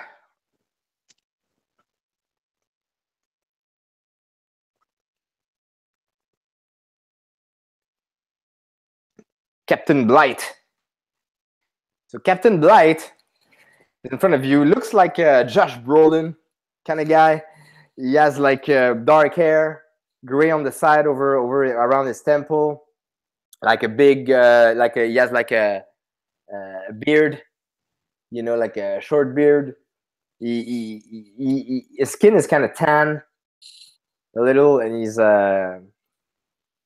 built and he's seasoned. You've seen some stuff. He's in his mid-50s, and he's there with some police officers, and he's like, okay, so Stephen Molehill, is that so? Guilty. You've been arrested for drug dealing situation, assault and battery on police officers, and also not so sure about this one. We still need to figure out, but gangsterism. And so, well, what do you have to say about this? So what was going on that night? Well, I was pretty strung out. I needed a hit. I needed something to get me through the next couple of days. Doubtless you've been to my flat and you've seen that I've got pretty much nothing but some old books that I got for a second-hand shop. I needed a few hits, man. Okay, so you were in it for the money, right? So we've noticed that you have no snake tattoo on your body. Is that correct? That's correct. So are you part of the Viper gang? Because you were with two legitimate Viper gang members that we know very well. No. And you arrived here how many times? How long have you been in Glasgow? Couple of years. Couple of years? 5 years? 4 years? 10 years?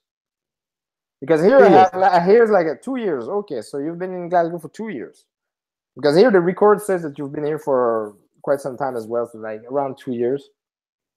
And you were coming from Montreal, right? Originally. Yeah, and what was your purpose in Glasgow? Where do you have family here? Do you have a relative we can call upon? Well, I like ale, and Britain is famous for its ale. I could have gone anywhere, really. I was just sick to death in Montreal. Mm-hmm. All right, okay. So listen, you'll be convicted. You'll be prosecuted, and then you'll go to jail for this. You understand that you're the situation. You understand what I'm telling you. You've been under arrest. What am I going to jail for? You're going to jail for battery on police officers, 3 charges of battery on police officers, being accomplice to gangsterism and drug trafficking. What evidence do you have for this? I'm sorry? So am I. Oops. Starving. What evidence do you have for this? Well, you were in the prisons. You were located at the C-45 wagon where we were connecting an operation with the Viper gang, drug cartel they have here in Glasgow, and two of your friends were actually involved into getting up the drugs up there, and you were fighting. You assaulted the police officer on the ground. Right next to the C-45 wagon. No, I just tried to get the police officer's attention. I just grabbed him on the shoulder. And then the three of them turned around and Oh well, there's gonna be there's gonna be an investigation, but you started a fight with them, and so we're gonna go into and then you're gonna have to try to prove that you were not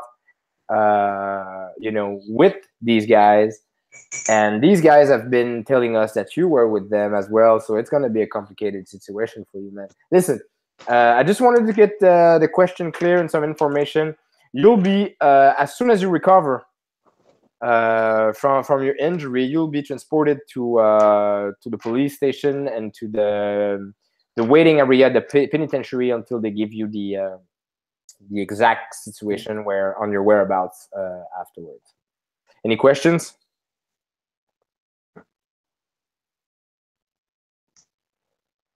what did you say your name was again? Captain Blight. Right. Thank you. No more questions for me. Yeah, no problem. All right, have a nice day. And then You he leaves the room. And so what I'm gonna do is that you have let's say you have like a week still in the hospital from recovering from your wounds. And so you have the opportunity to do things there, and then you're gonna be transported to prison and wait for your sentence there in a block. And so you're gonna have the opportunity to do something else, there as well. So let me know what you intend on doing with the situation, and then we'll go make some rules about that. Meanwhile, I'm gonna go to the bathroom, so take your time. Okay. I'll try and come up with some kind of plan.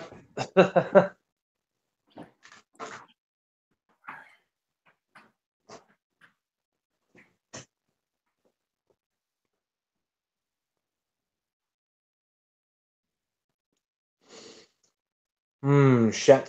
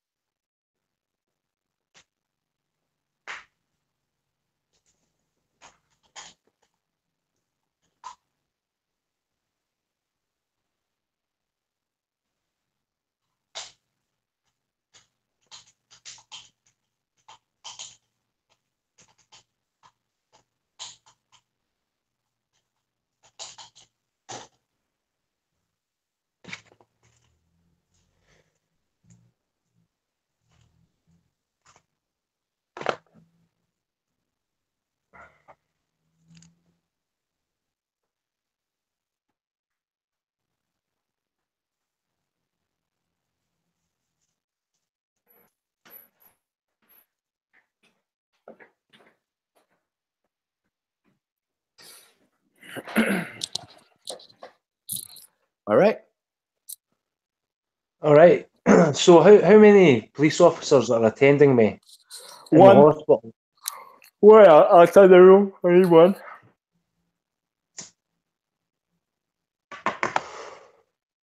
Just the one. And I take it they come in shifts. Yeah. You know, like just imagine like it would be in real life. And are they armed Yes. with guns? Yes. Okay.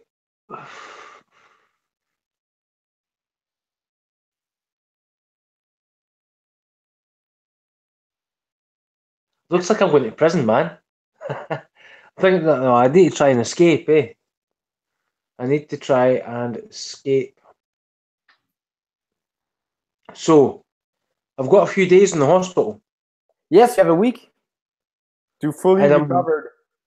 I take it I'm being regularly checked by doctors and nurses to see Yes. how. Obviously, yes. Yeah. Okay, how often do they check my wounds? You know, 2 or 3 times a day. 2 or 3 times a day. Yeah. Well, at the Mm. beginning, but after a while, you know, you get better. So you. Does that involve removing all the bandages and everything, or Yeah, stuff like that. Yeah. 2 or 3 times a day they take the bandages off and put them back Kind of on? thing. Yeah, kind of thing. Right.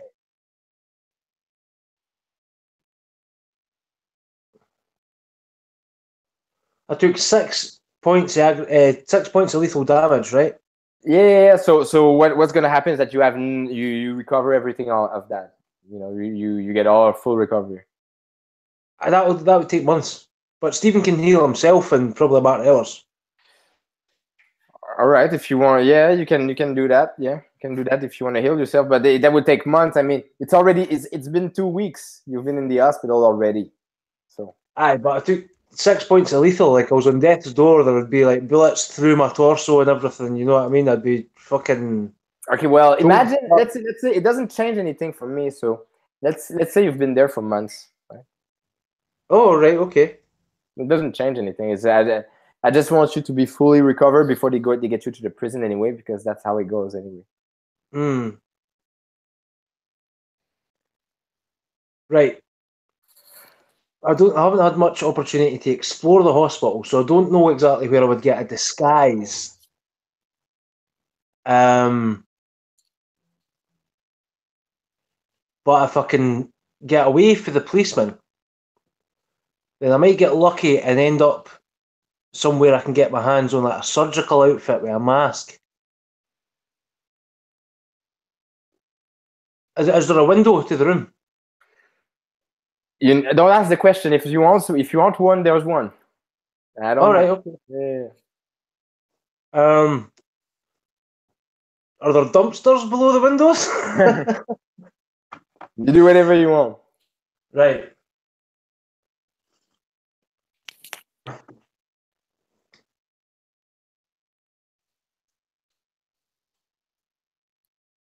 I think what Stephen would do was Stephen would probably just go to prison All right. because, like, it'll be quiet.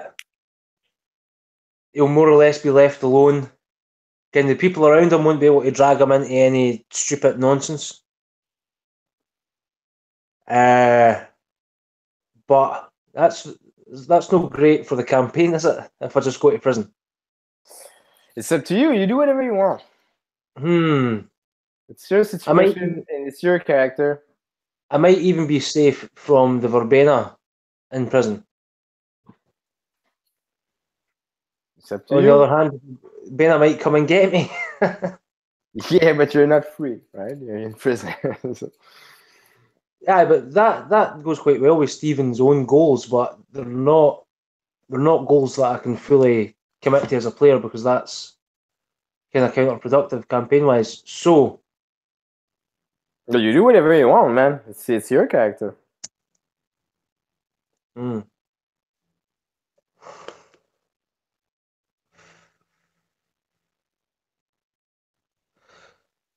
If Stephen goes to prison and if the Verbena want to make up for that lost sacrifice by sacrificing him, then he'll be an easy target once he's in prison.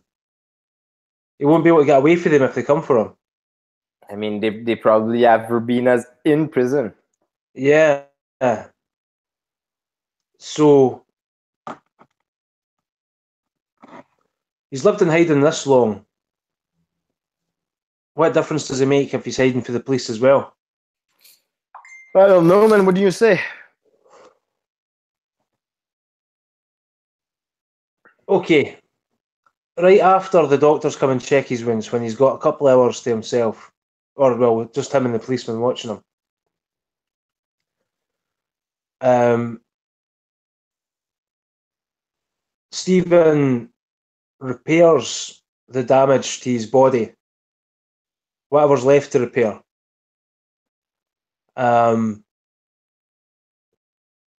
Takes the policeman by surprise, perhaps when the policeman's doing a crossword puzzle or something.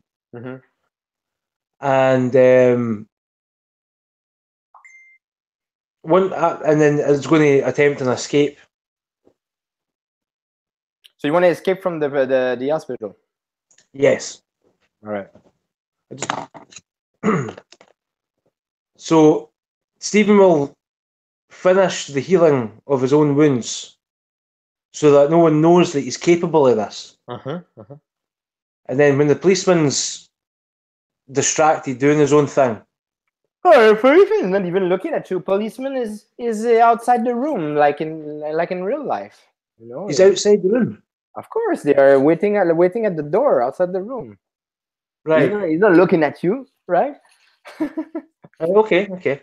Imagine the real life situation. Right. I just pictured the policeman sitting next to the bed doing crossword puzzles and stuff, but okay. Stephen has a look out the window, sees what's there. All right. So when you look outside the window, you see like just you see the hospital, like is like many stairs high. So you're in the middle. So you're probably 5 stories high. You're 5 stories high. You see the parking lot, and you see the city in the back. It's a beautiful day. How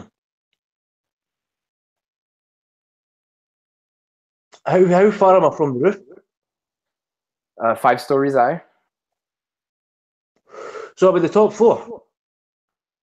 No, in the middle. There's probably 10 stories. 10 stories high. Oh, right. Yeah, okay. but you don't have to ask me all these questions. You can just tell me how it is. I don't mind. All right. If I climb down the guttering, then people will see me and I'll attract attention to myself. But if I climb up the guttering under cover of darkness, then perhaps no one will see me make my way to the roof. It's up to you. So,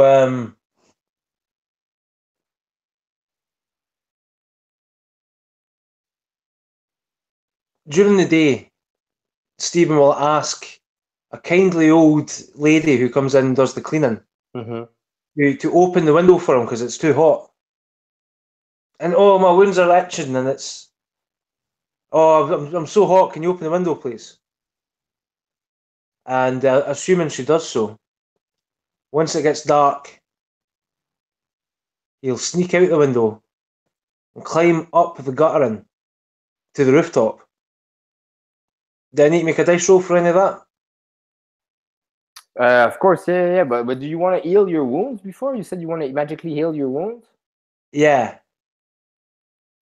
All right. I've got a couple hours to do that though. Yeah. But I suppose the number of attempts it takes could affect how much paradox it produces, eh? Well, what do you see? Well, healing your wound when you're alone, it doesn't make paradox effect, right? Vulgar with no witnesses. Oh yeah. Because if someone did see it, it would be vulgar as fuck. Yeah. Definitely. Snapping back into place and organs binding themselves up. Yeah, definitely. Yeah.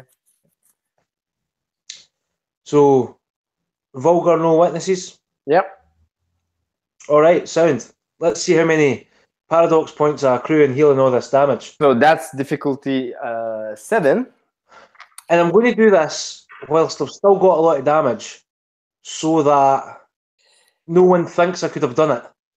They'll probably think I've been abducted or something because, like, how could the man... Okay. You know? Yeah. All right.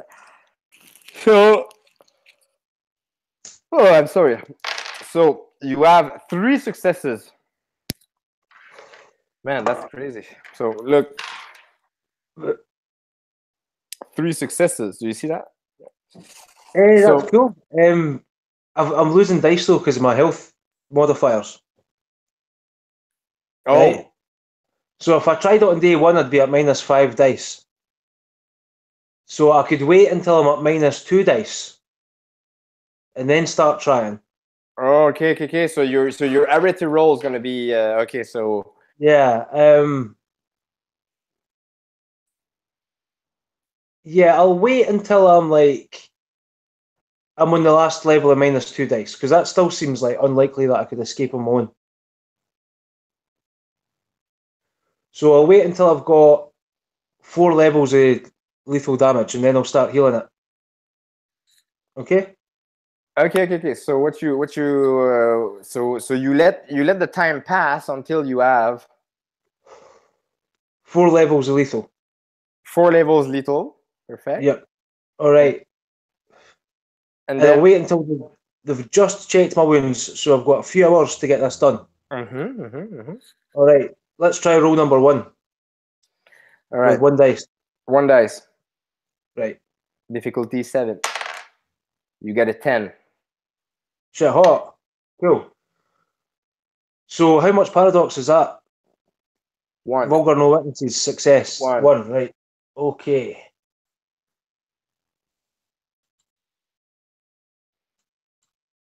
Now I've got 3 levels of lethal and I'm only at -1. So I've got 2 dice for this roll. Would you roll 2 dice for me, please? Yeah. Do you want 2 dice Yep, when you keep going. for the health? Mm-hmm. Okay. So oh, you have 0 successes, a 7 and a 1. A 7 and a 1. Yeah. Shit. So now on a failure,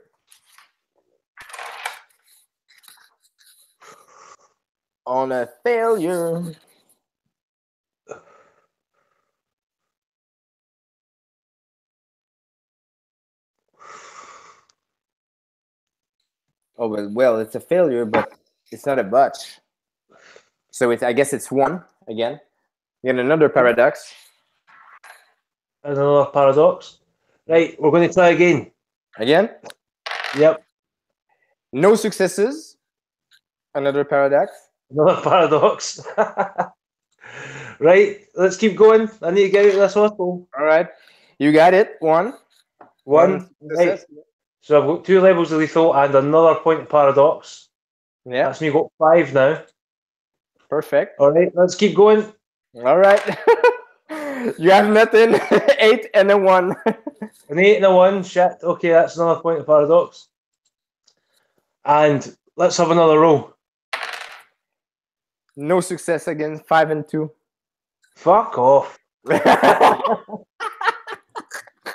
think I'd be sending people through interdimensional portals and shit?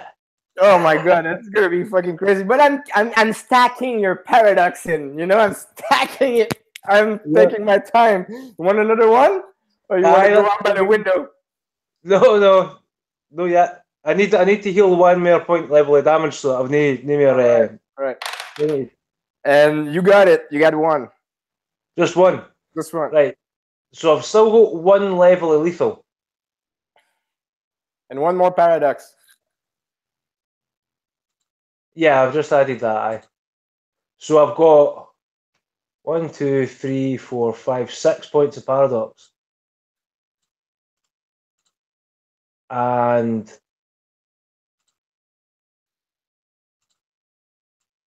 just adding the lethal damage at the right level. And 1 level of lethal damage. But that's me got all my dice back though. All right. So I can now climb up the side of the building without fucking falling to my death. Yeah. Right. It's probably getting quite late now because Stephen's been sitting there in a state of deep meditation.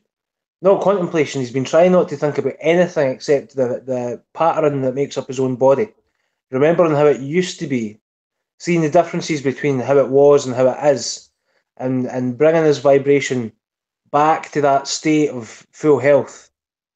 But as he's been sitting there, it's taken a long time because memories of the incident and guilt and blame for himself have been coming into his head. Oh, you shouldn't have involved yourself with wizards again.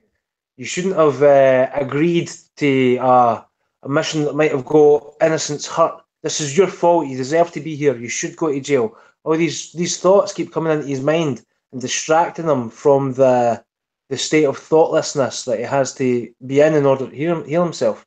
So it takes him rather a long time, and his head is a little twisted up by reflecting the paradox points, of course.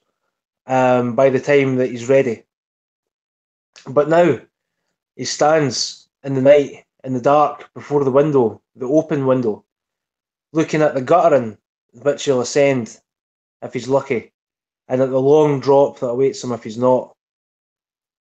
But it's time.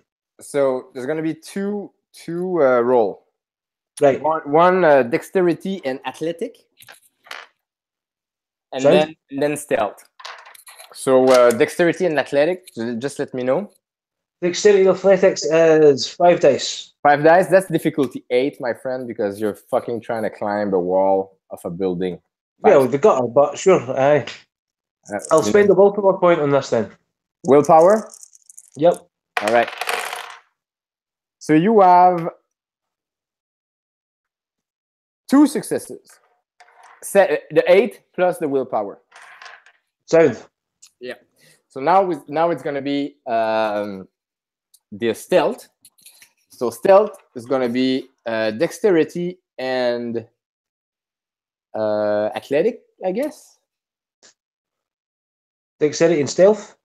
Dexterity and stealth. I'm sorry. Yeah, dexterity and stealth. How many? 4 dice. 4 dice. Sound. What's the difficulty? Difficulty 6. Okay, I'm going to trust the dice this time. And you get 2 successes. So I will start the narration and you finish. So you get out of the window. You still have some pain in your body, but you're feeling way better. There's the warm air of the late spring, that's filling up the, on your skin, and you dress as an hospital. You dress because your clothes has been taken away from you, so you dress as in an hospital gear, right?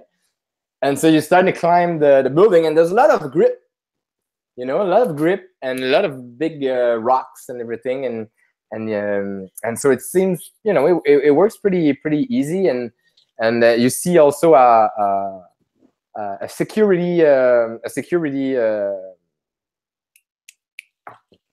stair on the side that you can easily get to, and eventually helps you climb up to the roof.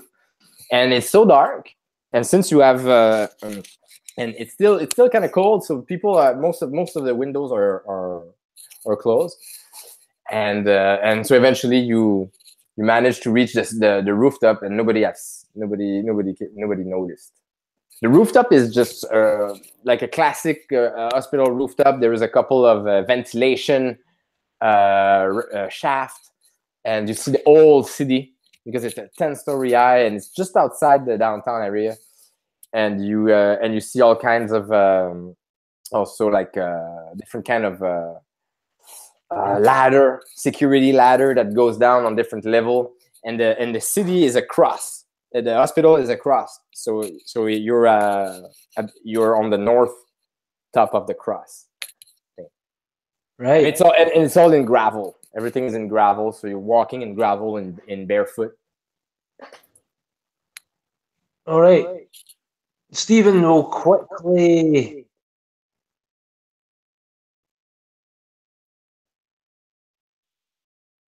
No, that's not going to do. All right. I'll find the access stairway that comes up to the roof. Well, it's right there. Yeah, I mean, you can find it, right? I mean, yeah. Try the door. It's locked. Stephen remembers a situation not completely unlike this 10 years ago. and summons up Yang Chi in his body. First, he pulls a wee pose, perhaps a little silly, on his own on the rooftop. A basic karate stance from which you can launch powerful attacks. And he uses this stance to infuse himself with Yang Chi to lend him the strength for what he's about to do. So I'm going to increase my strength with my magic. Yeah. Wave 2, yep. All right. So that's coincidental or vulgar? Because you're gonna what you want to do? You want to open the door? I'm going to rip the door open, aye. Yeah, that's gonna be vulgar with no witnesses. Difficulty 7. And you have 3 dice or 2 now? I have 3 dice now. 3 dice now. Difficulty 7. You have no successes. So you get a paradox, and you get a paradox, and you manage to open the door though. Oh really?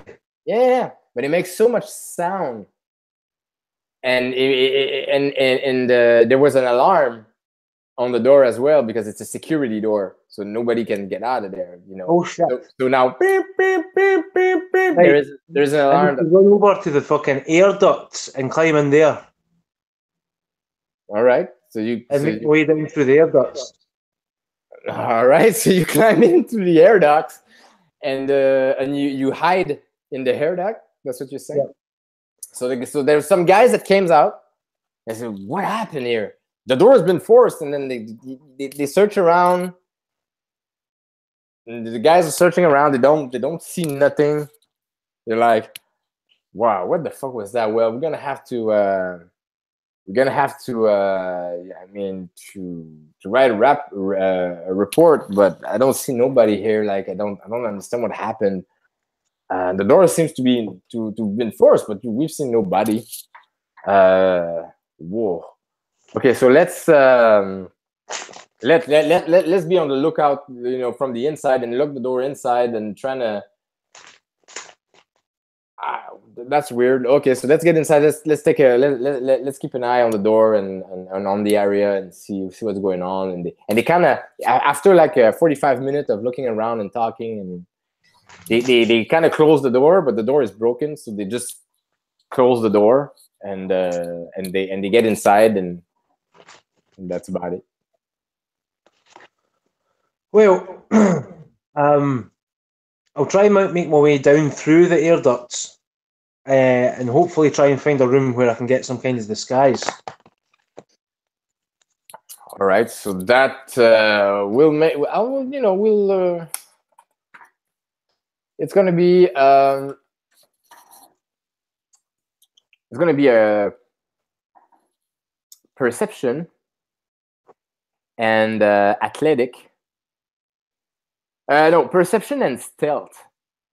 Because you're going to be walking around the air ducts, you know, and these things are just noisy and, you know, I mean, it's not made for holding people inside.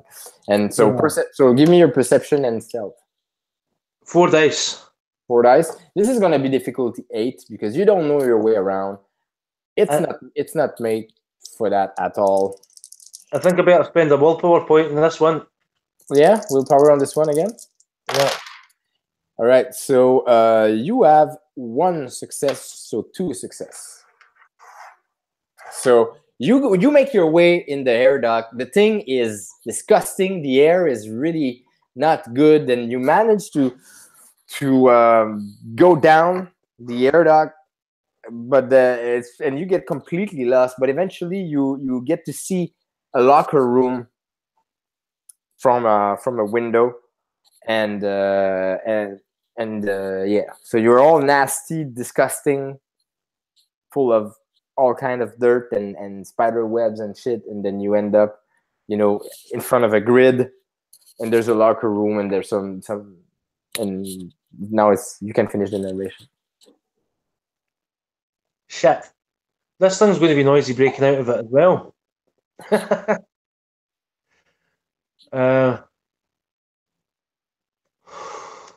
So this locker room might contain, if I'm lucky, a surgeon's outfit with a mask. That'd be great. But at least maybe there'll be a janitor's outfit that'll help me get out here unnoticed. How am I going to get this grid? How am I going to get this metal frame off the... How am I going to get the frame out without making loads of noise? Well, if I kick it through or punch it through, that's obviously going to make a racket. But if I carefully peeled it off, strand by strand, right? Mm-hmm. So that's dexterity and stealth. Difficulty 7. Okay. I'm happy with that. So you wanted to use your extra successes from the No. No, I Right. thought it'd be harder. I thought I'd have to use my strength, and I would have to augment my strength with magic to be able to do it slowly, because I'm not using a lot of force. I don't want to make a lot of noise. I want to slowly pry the kind of chain link Yeah, well, you do it the way you want to do it. sound. But that doesn't seem like the sort of thing like a normal person could do just with the strength of their fingers. So I thought I'd have to augment myself and use the magic for that.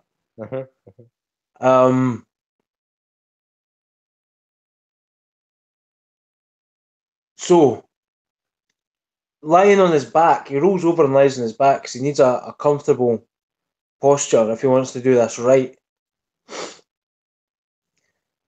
Breathing in through his nose and out again. Come on, Stephen, he says to himself. You messed this up on the rooftop, but you can still get out of here.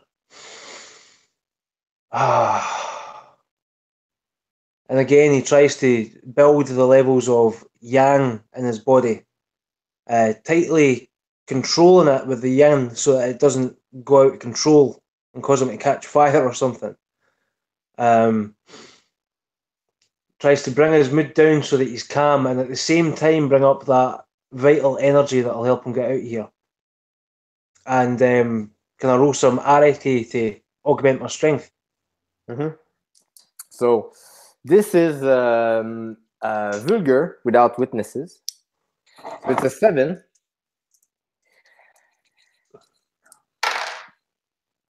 You get 1 success. 1 success. So you can narrate how that goes. Get yourself a paradox. Yeah. Yep. How many you get now? Loads. Fucking loads. How many? 7, 8? Something like that. Let me just count them. Right, that's that one recorded. 1, 2, 3, 4, 5, 6, 7, 8, 9. Okay, that's gonna be interesting. All right, so narrate me how you managed to get out of the dock without being seen and heard and everything. Oh my god, man, this is nice. So he takes these hands that now tingle. He can feel the burning energy in his hands, and they look quite normal. But what he does with them definitely doesn't look normal. One strand at a time, he pokes the steel out from the edge of the grate. Each time it makes a tiny boink, boink. Yeah. Right? Yeah. And it must look quite odd to an observer because he's just putting a finger on it and pushing. And this steel's like 3 millimeters across. You know, it's not the sort of thing you can just... Yeah, I know. But with painstaking care, he finally removes the grid down the bottom, down the side, along the bottom, and up the other side. And hopefully, gracefully, slithers out from under the grate bending upwards on the hinge that he's left it. Slithers out, brings his body around in midair like a height dancer. You know those people that dance on trapeze and stuff? Yeah. he slithers out face down, curls his body around, and extends his legs down towards the floor, like a very, very fit person. And drops down. Yeah. The extra 6 inches or whatever it is. Yeah, well, they're in you find everything you need, like all kinds of outfits and stuff there. There's all kinds of things you can narrate me how you disguise yourself there. Right.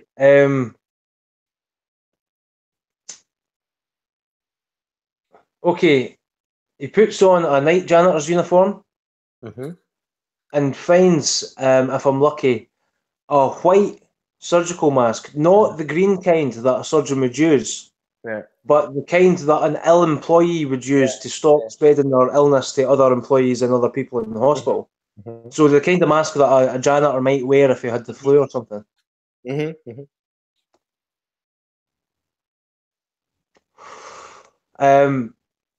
I'll also have a rummage around and see if I can find any keys.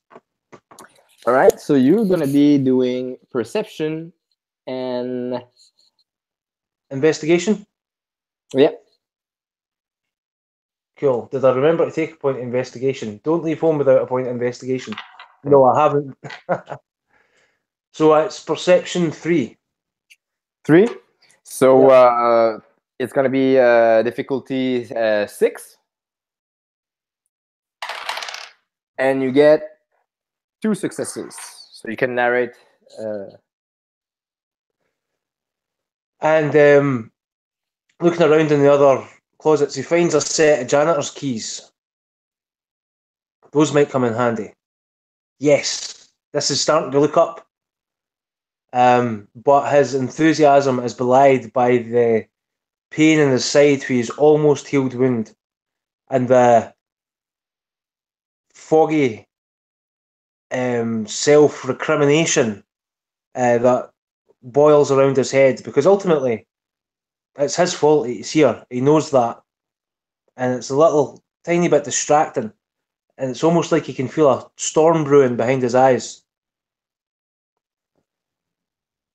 And with that, he lets himself out of the cupboard and walks down the corridor as if he owns the place. Well, like a janitor would, like he's comfortable there. Looking for an exit. All right, and then so eventually you find an exit, and you manage to get your way out of the hospital. Shit hot. Yeah, definitely. And but now you are a man on the run. And so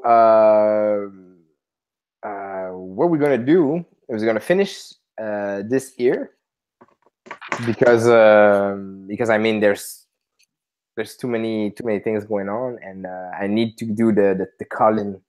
I need to finish with not Colin, Flaviu. All right.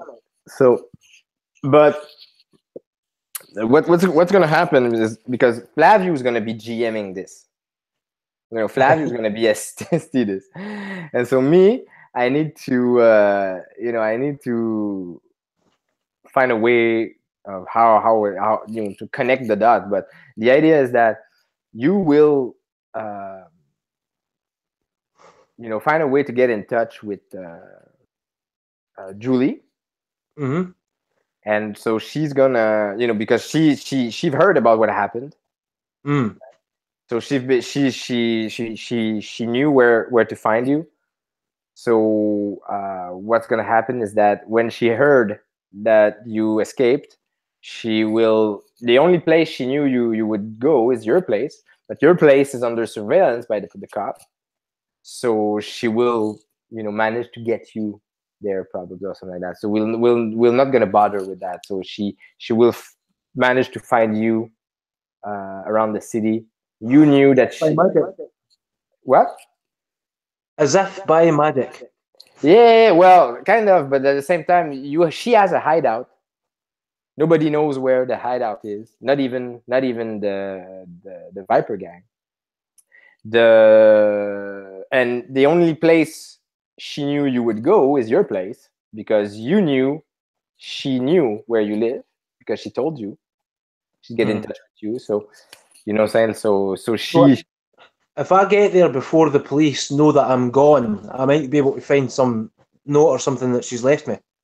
Yeah, well, but your apartment is under surveillance somehow, right? Because you're there. Because you... I'm in the hospital, as far as the police know. Yeah, you're right. So maybe we can do a roll. Yeah, man, maybe we can do that. So let's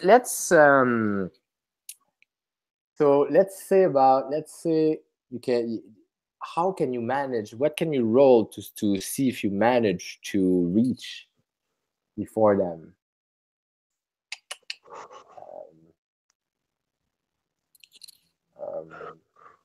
Wow, the game is not supporting that kind of shit that much. Well, if I just go straight there before the morning, before the police find that I'm gone. You're right. So that's kind of easy. You're right. So you go there, you manage to get some clothes and everything, and you find a way to wait for Julie there somehow, because you don't have her phone number or everything. You don't have a phone anymore. You can use your phone because the police, has been tracking everything. So you... Well, if she hasn't left a card or a note or anything there for me, then I'll just grab my old copy of the Dao De Jing and leave, and probably never come back. Yeah, well, I understand. So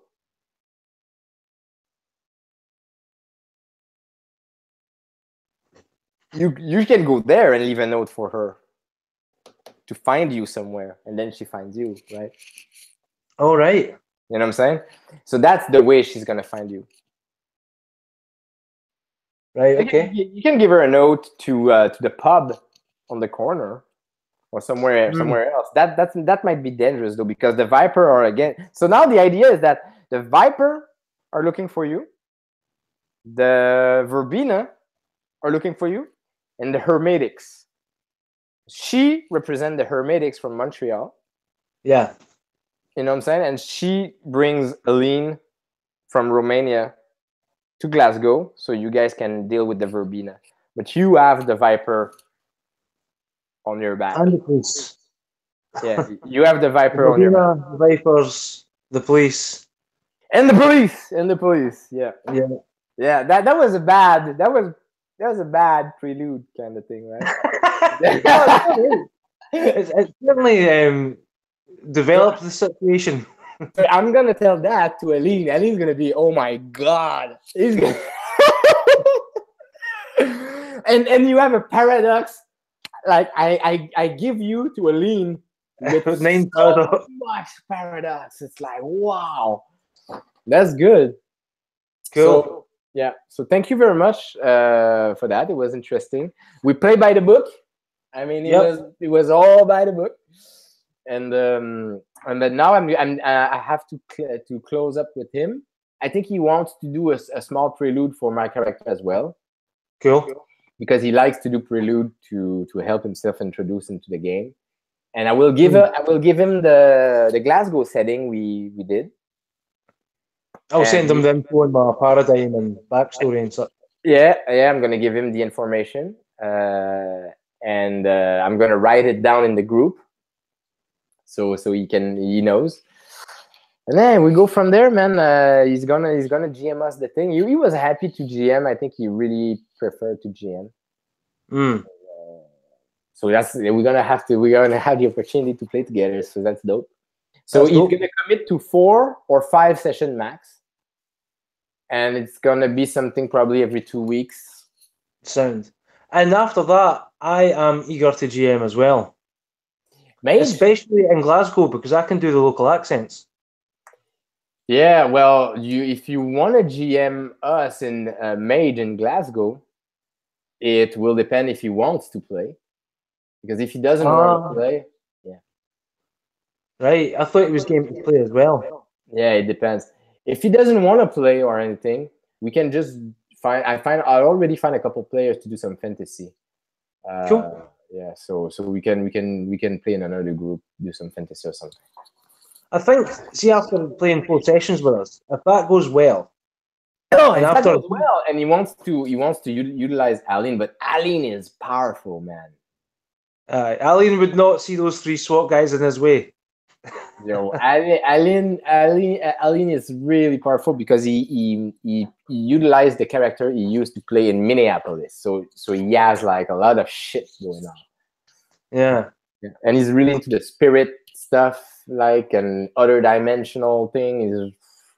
He's going all over the place. So yeah. Cool. Well, that was good, man. Yeah, that was some action. That was some interesting session. Thank you very much for playing. I'm rusty. I'm super rusty, but yeah, we're gonna get going. I need to go to the hospital this week to talk to my doctor. I need to deal with so much shit. So as soon as that's gonna be behind me, everything should be easier.